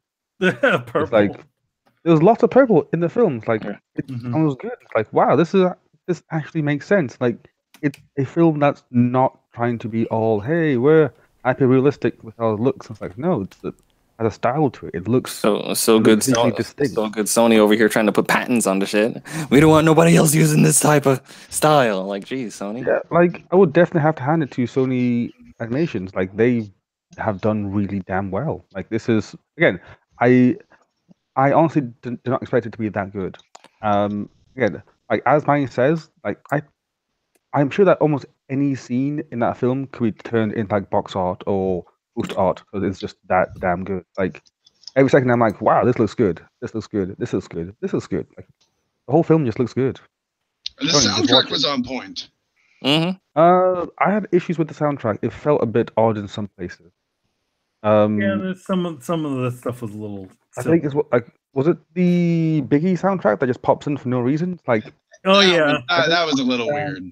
that Okay. was Because worse. he's in Brooklyn. He's in Brooklyn. That's why everybody listens to Biggie in Brooklyn. All right, let's Okay. time to end the show. Fair enough. Biggie's Yeah, I in think there. so. Like, I don't Tony. care if you guys spoil it, but the fans are gonna get pissed off. We don't want that. Tony, just watch it. Whatever, man. I'll get to it. God damn it, Tony. I got Tony Wall, baby. Yeah. One film that I recommend. I got Tony, Assassin's is Creed right Listen, now, guys. man. I'm good. Listen, guys. What I learned with Tony: don't push him because he's probably going to hate it even more. Just let him find it. Let him find his own way. He'll essentially just be rolling along one day, and then whoops, he fell into Spider-Verse. And then it's like, oh wow, that was a lot better than I thought it was. Don't push it because if you push it, then he'll push back even more and be like, "This is a piece of shit. I don't know what everybody's talking about. This is the worst movie I've ever seen." I have a couple friends like that, so I understand. Yeah, the Mania like nailed it perfectly. Because right now I'm like, all you motherfuckers are just crazy. No fucking way, But we'll see what happens. It's the greatest Spider-Man movie, but I did. Well, that's what everybody's saying online. It's the greatest. It's the greatest superhero movie of all time. Get the fuck out of here. Yeah, it's not- Get the fuck out of I here. still like fucking Infinity War better than this. I wouldn't call it. But I would say it's the best Spider-Man movie. Oh Yeah, yeah. no, you crazy. You're crazy. Oh, You're yeah, crazy. definitely. You're crazy. Oh, yeah, You're I crazy. agree. Easily. You're crazy. I would say. You're crazy. I'm going to say this. I did like it better than Spider-Man: Homecoming. Manny, do you like it better more than Spider-Man 2? No. See, and how are you going to compare a cartoon movie to a real movie? That's you know what I'm saying.